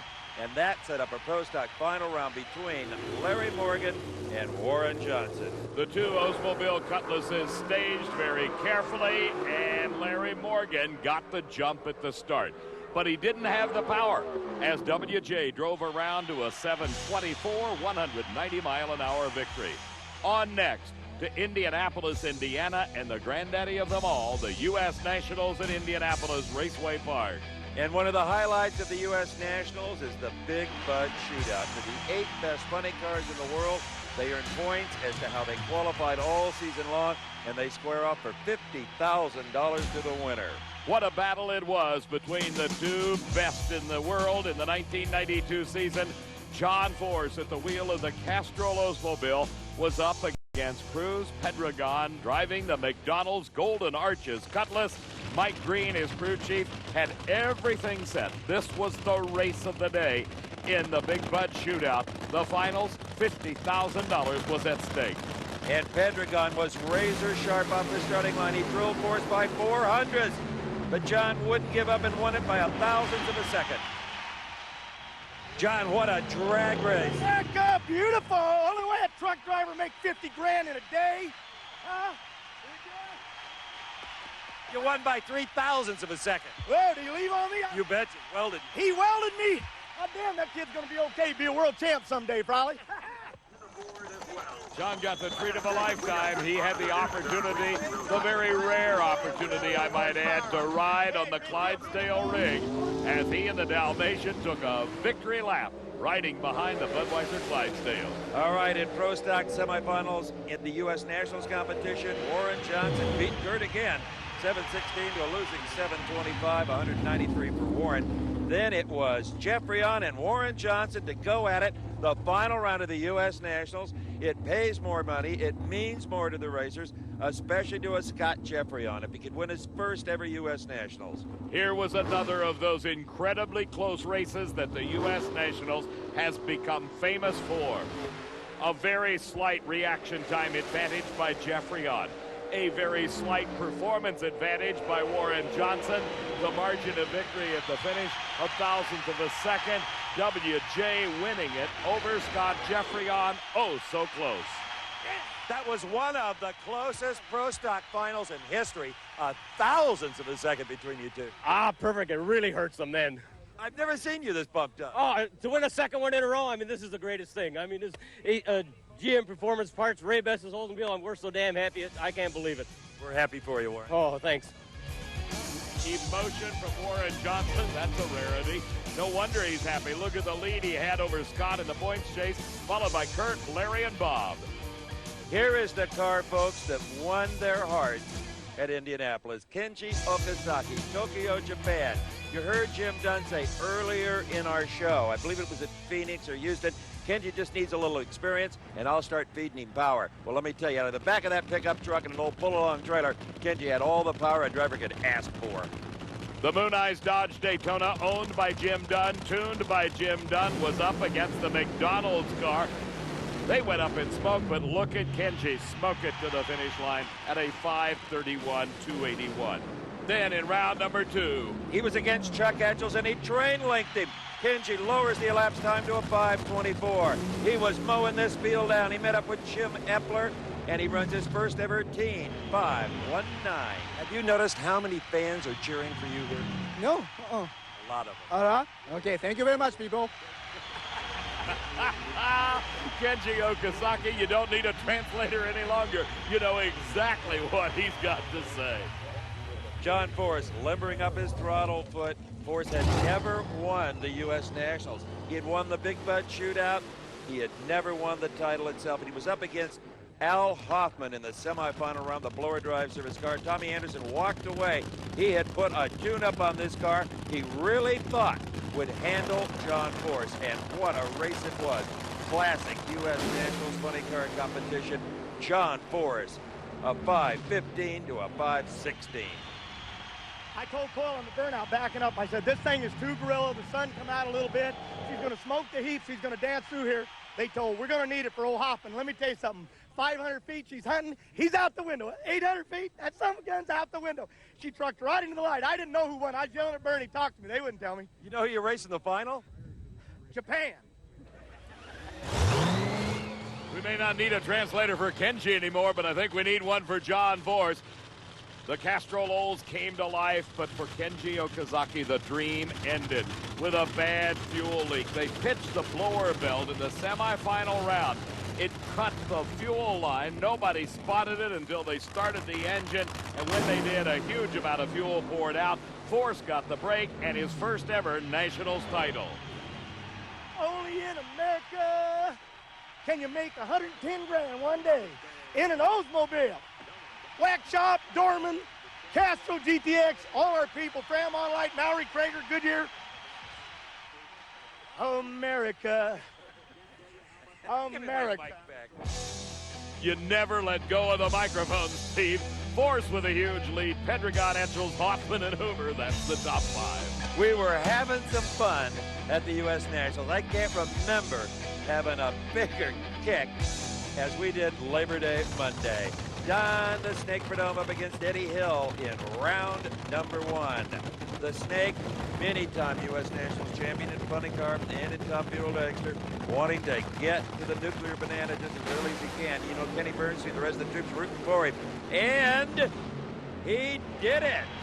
Yeah, this is really tough. We really wanted this one bad, and that's hard for us in the points chase, you know, for the championship and everything else. This is a bitter pill to swallow here, but what can I say, you know? One of those deals. That's why they call it racing. Why they call it racing? It was Del Worsham against Kenny Bernstein. Worsham left the red light. Kenny Bernstein left a trail of fire and smoke behind the Budweiser King. Kenny was okay, but there was serious engine damage as the safety safari pushed the race car, the damaged, injured car, off the track. They got it back together, though, for the semifinal round competition with Doug Herbert. And once again, Kenny Bernstein shied away from taking control of his own destiny. And guess what happened? Kenny drove a beautiful race. He had 200s in the bank when he left the starting line, but Herbert drove around him at 492. This morning I wouldn't have bet $1 on myself, I guess. And I wouldn't either. Yeah, you know, I don't know what to say. I mean, these guys are the best that there is, and when you beat them, it really makes you feel good. Scott Coletta with Dick LaHaye as crew chief looking on as the engine starts. Came to do the burnout to race the Syntec car from Castrol, driven by young Pat Austin. Here, two of the young lions of Top Fuel Racing that have left their mark in this sport. In the semifinal round of competition, the winner here to go up against Doug Herbert. We couldn't believe Scott Coletta hadn't won a race, and he wouldn't win this one. Pat Austin at 491 to a losing 488. Austin with his tremendous driving. There may not be anybody any better. The final round, Pat Austin against Doug Herbert. And this was a case where quite possibly the respective crew chiefs got just a little bit greedy. Jim Brissett looked on, hoping that his guy, Doug Herbert, could win his second event of the season and his first ever U.S. Nationals. Pat Austin, two guys under 30. They both lost traction. The better driver would win it. And that would be Pat Austin on this day. A 7:16 won the U.S. Nationals over Doug Herbert's 8:54. You win Indy, you've won the premier event, and that's just with my hat off to my crew, my family. They are the premier people of today, and I just love being with them. Thank you very much. No matter what the run looked like, there won't be any asterisk in the record book of the U.S. Nationals. Eddie Hill's got nearly a 2,000-point lead over Kenny Bernstein in the Top Fuel chase, followed by Coletta, Herbert, and Mike Dunn is number 5. Next, it was Reading, Pennsylvania, and the racetrack that everybody waits for, Maple Grove, and the Pioneer Electronics Keystone Nationals. Great air, great traction, but that did not benefit Scott Jeffreyon. He failed to qualify and did tremendous damage to his hopes of at least being number 2 in the points. In the Pro Stock final round, it was Kurt Johnson and Warren Johnson one more time. Warren, if he could win this, would clinch the Winston Championship. But no, Kurt prevented that from happening. And what a family feud it was. Identical reaction times. Kurt runs 7:06, Warren runs 7:07, and they both run 194 miles an hour. That's a drag race. You just won the quickest side-by-side pro stock race in history, 06:07. 7:06, how about that? 7:06 for me? Yep. Who left first? Identical. Identical? Great. How about this Long Island Dragway Oldsmobile, huh? Absolutely. Warren Johnson, let's get Warren in here. There's a little bit of history here. The quickest side-by-side race in history, unfortunately, you lost, 06:07. Good, well, as long as it was the quickest one, shows you who's got the fastest cars out here. I'll tell you, the GM Performance Parts Oldsmobile, Ray Best's Oldsmobile, we're proud of how it ran today. Kurt ran real good today, so our whole team is proud of everything that's happened. You betcha. Congratulations, Kurt. Thank you very much. Warren has to wait to another race to clinch that championship. The sun was shining for round number 2 of Funny Car Eliminator that found Cruz Pedregon at the wheel of the McDonald's Oldsmobile up against Freddie Neely. He drives Dick Brown Motorsports' forever young Ford Probe. For Pedregon, this was just about the end of any chance he had of catching John Force as Freddie Neely whipped him with a 544. We're kind of going, looking at next year, trying some things, and you know, because we need to start looking at next year. John's got an awful big lead, and I don't know if it's going to be overcome or not. That question did not take long to answer as John Force continued to just absolutely crush the competition. Here it was Freddie Neely feeling the force of the Castrol Oldsmobile. Neely was just a little off on this day. Didn't have that big 290-mile-an-hour charge. John Force did. He won it at 5:13, exactly 290 miles an hour. And that, folks, clinched the championship for John. That's what it was all about, Steve. Coming out here with Austin Coyle and Bernie Federle in this group. And on behalf of all our sponsors, Castrol, Jolly Rancher, Oldsmobile, all the people, Wax Shop, Dorman, all the series people, Fram Autolites, the ones that support us, but mostly for our guys and our families. One of my young guys, Kirk Butterfield's at home right today. His wife's having a baby, and I know he's just dying not being here, but he had to go. We got the championship, and that's really what it was all about, the comeback tour. It's a great feeling. The win by Force vaulted him into the final round, which was held under the lights because of some serious rain that fell at Maple Grove throughout the day. But the cool air certainly helped the performances of Force and Al Hoffman at the wheel of the Blower Drive Service Dodge. Look at John Force streak to yet another victory, this time a 5:10 at 291. Down in the shutdown area after they both got out of the cars, Al Hoffman came over and offered his congratulations to the Winston champ, John Force. All right, so what happened at Reading and Top Fuel? This track has set a lot of records over the years. We've seen a lot of firsts. The first ever side-by-side 4-second run came right here on this asphalt. All right, it was Kenny Bernstein up against Michael Brotherton. This was Top Fuel round number 1. We keep talking about Bernstein trying to hold on. He couldn't hold on to Michael Brotherton. Brotherton whipped him with a 496 to Bernstein's quicker 493. Bernstein again beaten on a hole shot. You're looking at Shelly Anderson, the pilot of the Jolly Rancher Candy's Top Fuel dragster. That is her dad, Brad. He is the crew chief on the race car. She raced in the semifinals at Maple Grove. Eddie Hill with Fuzzy Carter turning the wrenches and heading that crew. The Pennzoil Nuclear Banana having an opportunity to extend his points lead. I think at this point in the season, Eddie Hill had become a pointer's sister. He wasn't trying as hard to win races, just defend the points lead. Shelly got him. We backed her down some on that 877 60-foot round before, but not enough. So, but I'm glad we got this far. The points are looking good. Absolutely. They'll not stop him from winning this championship, I'd predict. Well, that was a pretty safe prediction, I'd say. Shelly Anderson mixes her own fuel. She does a lot of work on that race car. A college graduate, that was one of the requirements her dad Brad made before she could start to drive a car. Again, under the lights because of the inclement weather. And that did nothing but help these race cars improve their performance. A pensive Darrell Gwynn looked on as his driver Mike Dunn, nearly a hometown favorite as he hails from Mount Joy, Pennsylvania, came up to challenge Shelly, but was not equal to the task as Shelly won her first ever Top Fuel title. Fantastic race. Really, was it? I don't know. 100th of a second. That's great. My dad did his job, and he's the Sears Craftsman winner, and one heck of a crew, and Slick 15 Jolly Rancher are wonderful. What a turnaround. I've never seen anything quite like it. Neither have I. Now if my brother wins Endeavor, the World Championship's over for him, so this will be great. Congratulations. Thank you very much. Thank you. And her brother Randy did win the Winston Championship. For us, it was on to Topeka for the second time in the season and the Sears Craftsman Nationals. And what a wonderful change. The heat we experienced earlier in Topeka was gone. It was pleasant, blue skies, no threat of rain. The kind of day guys like Kenny Bernstein just love until they smoke the tires and get beaten by Pat Dakin in about a 9-year-old race car. And then it was time for young Del Worsham, the Whiskey Beach Casinos car, to take on Eddie Hill. And I'll tell you, Hill was sliding the last half of the season. Worsham whipped him with a 485. And then Jimmy Prock checked that engine of the Corey McClelland car. McClelland versus McCullough, double burnouts. Double Max, how about that? And a Mac attack tripled, if you will, with the McDonald's dragster.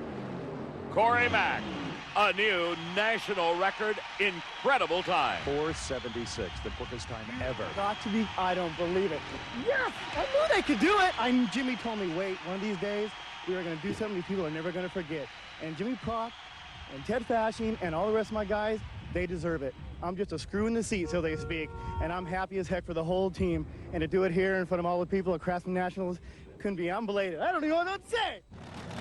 Topeka was one of those weekends, Steve, not only in Top Fuel, but all the categories. Here came Corey Mack in the championship round to race Scott Coletta, two of the youngsters in the sport. They had problems with the Coletta car. There was a fuel leak, but Dick LaHaye and Connie Coletta conferred. Scott was sitting patiently in the car. Dick came over, gave him some instructions. I don't know what the hand signals meant, but whatever it was certainly paid off because this turned out to be record-shattering performances beyond belief. The fastest run in history. Scott Coletta at 308 miles an hour. You just went faster than some of your airplanes. What? 308 miles an hour. No way! Come on! I don't lie about these things. Yes, I don't know what to say. 308. Maybe we need to have fuel under the tires more often. A 480. Good job, Katie. 480? All right. 308, buddy. The loser celebrating with the winner down here. Scott Coletta, his first ever Top Fuel victory. In Pro Stock qualifying, Kurt Johnson had another wild ride. First, he slammed into the right-hand barrier, then crossing over the track, he hit the left-hand side, kind of shortened up the Oldsmobile Cutlass just a bit. They went back, found another car, another of those Scribner Brothers Torco Oldsmobiles, and Kurt Johnson took on his dad, Warren Johnson, in round number 2, and believe it or not, Kurt won the race 7:22 to a 7:21. Guess who was quick off the line there? Oh boy, it was Kurt. Now we got a chance to see David Rampy up against Kurt Johnson. Could he continue to do this in a borrowed race car? The answer to that is, hang on here, the answer is no.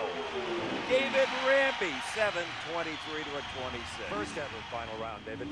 Well, we're just thrilled to death to be here. You know, this Winnebago Oldsmobile Dunning Gardner prepared car is just doing a great job, and things just been going our way today. 7:23, and by beating Kurt, that makes Warren the Winston champion. Well, that part don't bother me. All we worried about is trying to win this race. I knew it didn't. Wonder where he's from. Yeah, you bet. He's from the deep south. That is David Rampy, the former Winston champion competition eliminator, brought his Oldsmobile Cutlass, owned by Harold Stout, to the line to race Larry Morgan in the Castrol Super Clean car, and it was Morgan finally winning. Thank God I won. Thank God I won. I'm just so happy that this is probably going to be the best win I've ever had. Well, that's Tim Richards, and he was part of an interesting story. Just before the final qualifying session on Friday, John Force and his people at Castrol put up $25,000 for the first 4-second run. They thought Force would do it. He had a mechanical problem, couldn't. Several pair later, Chuck Etchells rolled to the starting line, David. It was a wild moment. The Kendall GT1 Dodge, with help from Super Winch and Mother's Performance, made history this day, a 498. Chuck Etchells has just made history and $25,000 with the first ever funny car 4. What do you say? Richards lied to me again. He said it didn't have it in it. I don't know what to say. I'm overwhelmed. We can hear the crowd roaring from here, a 498. Wow, that's spectacular. Spectacular is hardly the word for it. Let's ride with him on that record-shattering run. 498 at 294. John Force had something to say as well. Steve, the real truth is opportunity comes once in a lifetime, and that's a record. No matter if we come out here and we run in the 4s and we back it up and we become the national record holder, credit to the Etchells team and Timmy Richards. They did what we won't give a shot in history at. By the time I run in the 3s or someone does, I'll already be dead, so it won't matter. But he did want 300 miles an hour. There was one barrier left. In round number 1 of funny car competition on a sunny Sunday in Topeka, John Force lost even that. Jim Epler, 300 miles an hour. Can't believe it. 300 miles an hour in a funny car. In a headwind. Huh? Into a headwind. I think that might have helped, to be honest, but got to give the credit to Mike Klober and the crew. The guy has done a heck of a job, and I don't know what to say. This is great. I wish my wife and kids were here to see this today. Epler loved it. Force hated it. Cheer up. It's not the end of the world. Boy, it really felt like it, but Epler did a good job. He set the last goal we were after, and now with the championship, we're just going to try to win this race here at Topeka and move on from here. The Rug Doctor Oldsmobile definitely on everybody's mind when he came to the starting line in round number 2 to race Al Hoffman. Epler had a beautiful run going, but the engine went sour just before the finish line. So sour that the connecting rods punched a hole in the panel and all the oil out, and he had himself one heck of a fiery ride. Well, not the way you wanted to end one of the best days of your life. Boy, you're not kidding. I tell you, that's drag racing, 0 to 0, I guess. But that's the problem running on a budget. You know, we got all the talent in the world, but I don't know what we're going to do about this one. But we'll try. I'm just happy for Rug Dr. Dillon's like to put on a good show for him, but not looking too pretty. Well, looking real pretty in the lengthening shadows at Topeka was the funny car final. John Force and Chuck Etchells. Force furious at Etchells for first in the 4s, and Etchells always wanting to beat Force. Force had the championship wrapped up, but he still wanted to punch out Etchells badly. He broke his brain at Topeka. What a race. A classic. Etchells 08, Force 09, Etchells 299. And Dave McClelland, that has got to be worth another look. Certainly worth the price of admission. Look at Chuck Etchells by just inches. He beat John Force at Topeka. That was a rare one. We had as many lead changes as a stock car race. That was wild. I mean, I saw him. He was out there. He disappeared. He was there. He disappeared. And just trying to struggle to keep this thing in the middle of the lane. What a deal.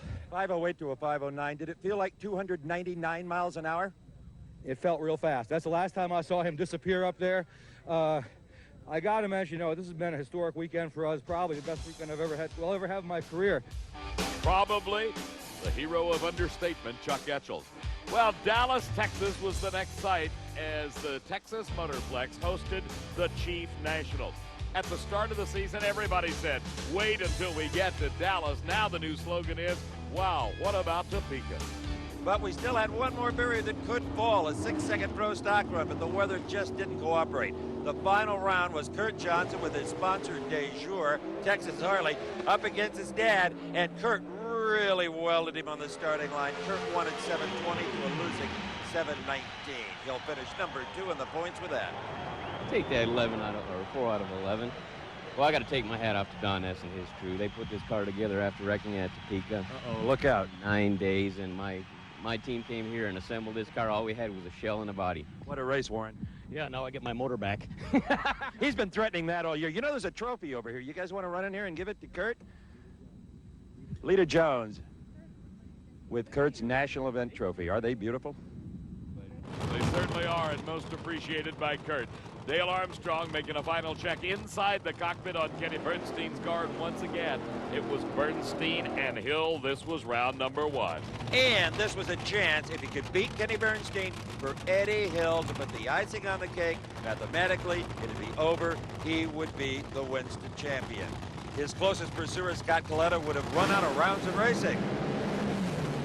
From on board Bernstein's car, you saw the yellow car. We'll say goodbye to it.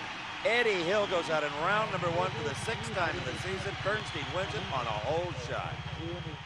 You'll be watching Scott Coletta very closely now. More than apt we will, yeah. If he goes out first round, well, it could be pretty good for us. Coletta did not go out in the first round. In fact, in round number 2, it was Scotty up against Joe Amato. Amato got the advantage off the starting line, but look at the world's fastest top-fuel dragster run to a 482. In the semifinals, Mike Dunn and Kenny Bernstein did battle. And this was a race to remember. Mike Dunn had 200s on Bernstein, off the mark. Bernstein charges on the other end. Identical elapsed times, but with a whole shot, Mike Dunn wins it at 491, 283 miles an hour. As we moved into the semifinal, Eddie and Ersie Hill had moved up into the tower to watch very closely. Rooting against Scott Coletta, nothing personal, just means a Winston championship and $100,000 bucks. But their hopes were dashed in the semifinal round by the tire smoke off of Michael Brotherton's Wiltel Communications car as Scott Coletta came to the final round at Dallas to face Mike Dunn. The advantage was Dunn. He had the lane choice as they came to the starting line.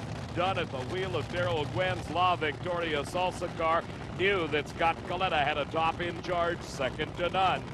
And if Coletta could outpower Dunn, it means Eddie and Ersie Hill would have to wait 2 long weeks to find out if they could win it at Pomona. Did they love seeing Mike Dunn beat Scott Coletta? Hugs in the tower, and down on the starting line, Darrell Gwynn congratulating his crew from Florida for their 2nd national event win of the row. All in all, a great final round that had an awful lot of impact on the season.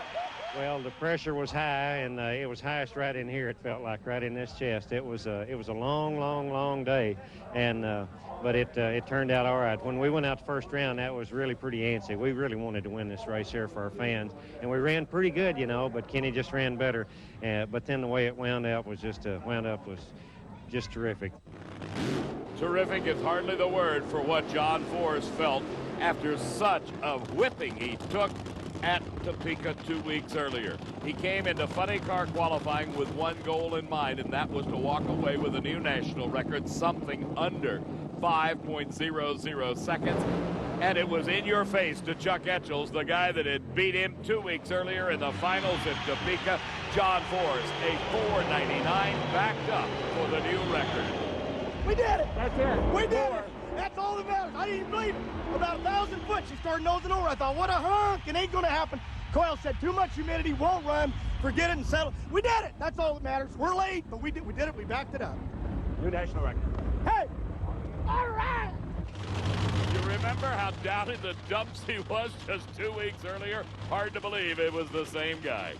And Baby Cakes, the funny car final starring Chuck Etchels and John Force was more than a drag race. It was war. The only two funny cars to ever run on the fours side by side.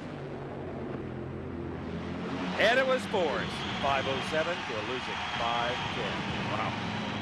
I win in Dallas. It's a great place. We got great competitors, but I want to just say this. Come back, fans. It's been a success. It was for you all. And just to my kids, I'm coming home. LA, California, we're coming home. Coming home is what we did. Back to where we started all of this in 1993. The Fairplex in Pomona and the 29th annual Winston Finals. But first, let's check in on the Pro Stock motorcycles. We left them at Denver. We now find them in Brainerd, Minnesota, the Champion Auto Tourist Nationals.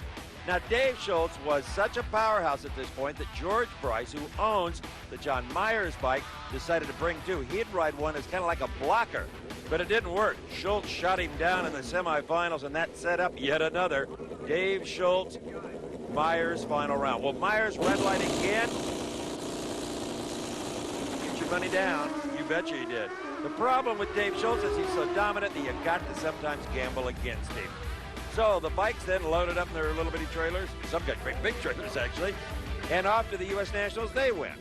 And George Price continued to try to be a blocker, but this time he left a red light on the starting line against Paul Gast. Then his number one rider, John Myers, decided he was going to try to duplicate George's achievement, and did, red lighting against Lance Boyer. That set up the final round between David Schultz astride the Sunoco Suzuki against John Smith and the Anoka Ramsey machine, as it was Smith trying to stop the onslaught of David Schultz, but that was like trying to stick your finger in the dike and stop the flood. Did not work. David Schultz winning it 776 at 167. Okay, remember how good the track was for the cars in Reading, Pennsylvania? You will not believe, if you weren't there, didn't read it in National Dragster, what Dave Schultz did in qualifying. How about an all-time world national intergalactic record? 7.59 seconds, and the first bike over 181 miles an hour. And for David Schultz, it was just a stepping stone to stardom. All right. Yes. That elation carried over to the final round, where once again it was John Myers against David Schultz, and once again Myers left the red light. Schultz took a 766, 174 mile an hour victory, then on to Topeka. And another final round with Schultz and Myers. But by this point, I think Myers was thinking, wait a minute, if I just keep red lighting, what's going to happen if maybe he breaks? I've already beat myself. So here he calmed down a little bit, got a nice little bitty hole shot, but it wasn't enough. Schultz got it, 776 to a fairly close 7.81 second elapsed time. And points-wise, Meredith knew this. All they had to do at the Winston Finals, the last race of the year, was qualify. And Steve, they did much more than that, all the way to the final round, where Byron Hines was the opponent. Byron left the red light showing. David Schultz claimed the championship with a 775. Oh, this is the best season I've ever had. The team of Greg Cope and I, Greg and Meredith and I think we're going to be tough for a couple of years at least. Well, the Pro Stock Automotive Final was a classic in Pomona. The Winston champion, already crowned, Warren Johnson, against his son, Kurt, who would finish second in his rookie season. Warren won it 7-11 to a 7-15. Wow, 194 miles an hour on the winning effort. The final run of the year for Warren Johnson. As he and Kurt got together at the far end, the son sitting behind him for one final handshake. The semifinals of Funny Car found the Rug Doctor Oldsmobile of Jim Epler, the only car ever over 300 miles an hour, up against the national record-holding, elapsed time-wise at least, Oldsmobile of John Force. Force instantly smoked the tires, and look at Epler earn his way into the championship round at the Winston Finals of 5:13 at 2:97. The sun had set by the time Al Hoffman and Jim Epler did their side-by-side burnouts. Hoffman had problems with the blower drive service Dodge. It would not go into reverse. Thus, Jim Epler got a single, and on this run set low elapsed time of eliminations at 5.10 at a speed of 293 miles an hour. But it was only Warren Johnson of the new Winston champs that really scored big in eliminations. In round one, Pat Austin faced up with Eddie Hill, and Eddie Hill blew the tires of it and lost first round. Again, it's either go or blow for Eddie Hill. Now also in round number one, Joe Amato for the last time in 93 could keep that big number one on the wing. He's got to scrape it off and give it to Eddie Hill when we come back in February. He was up against Kenny Bernstein, and Bernstein said goodbye, Amato. 488, 281 miles an hour. Bernstein was having a pretty darn good weekend. Until he came to the semifinals to race Rance McDaniel. This was one of the all-time great Top Fuel races, identical 489 elapsed times. McDaniel with a slight advantage off the starting line, only thousandths of a second separated him. That put McDaniel into the championship against Jimmy Nix. It was the battle of the ancients. Jimmy Nix had laid away Corey McClelland in the semifinals. This time it was Rance McDaniel winning his first ever national event title, 487 at 295 miles an hour, and the celebration ensued in the shutdown area. Well, David, it's time for a final salute to our Winston champions. First, David Schultz in Pro Stock Bike. Here's the standing. Schultz, Myers, Smith, Hines, and Gast. The bottom five: Nyberg, Ayers, Phillips, Boyer, and Larkin. And one more time, we watch Dave Schultz launch off the starting line on that Sunoco Suzuki. What a season he had. Our congratulations to him. In Pro Stock Eliminator, Warren Johnson picked up his second Winston championship. His son Kurt finished second, followed by Jeffrey On, Morgan, and Howick. Then it was Glidden, Allen, Smith, Ekman, and David Ramping, number 10. And don't you know, Warren will be back stronger than ever. His son's going to Hawaii on a vacation. Warren's going into the dyno room in Duluth, Georgia. It was truly comeback tour 93 for John Force. Look at the points lead he had over Chuck Etchells. They were followed by Pendragon, Hoffman, and Hoover. Congratulations to Kenji Okazaki, number 6. Epler, Mineo, Bolger, and Bazemore round out the top 10. Force's motto for 94 is, we're back, and the nightmare will continue. To Eddie Hill, at the age of 57, our heartfelt congratulations as Scott Coletta finished second, followed by Bernstein, Dunn, and McDaniel. Then Corey Mack, Joe Amato was 7th, Ed McCulloch, Doug Herbert, and Tommy Johnson Jr., the top 10. The best quote I heard all season long from the Texan was, what a great time this is to be Eddie Hill. What an incredible season it's been, Steve. Drag Racing 93 comes to a close. For Steve Evans, I'm Dave McClelland. So long.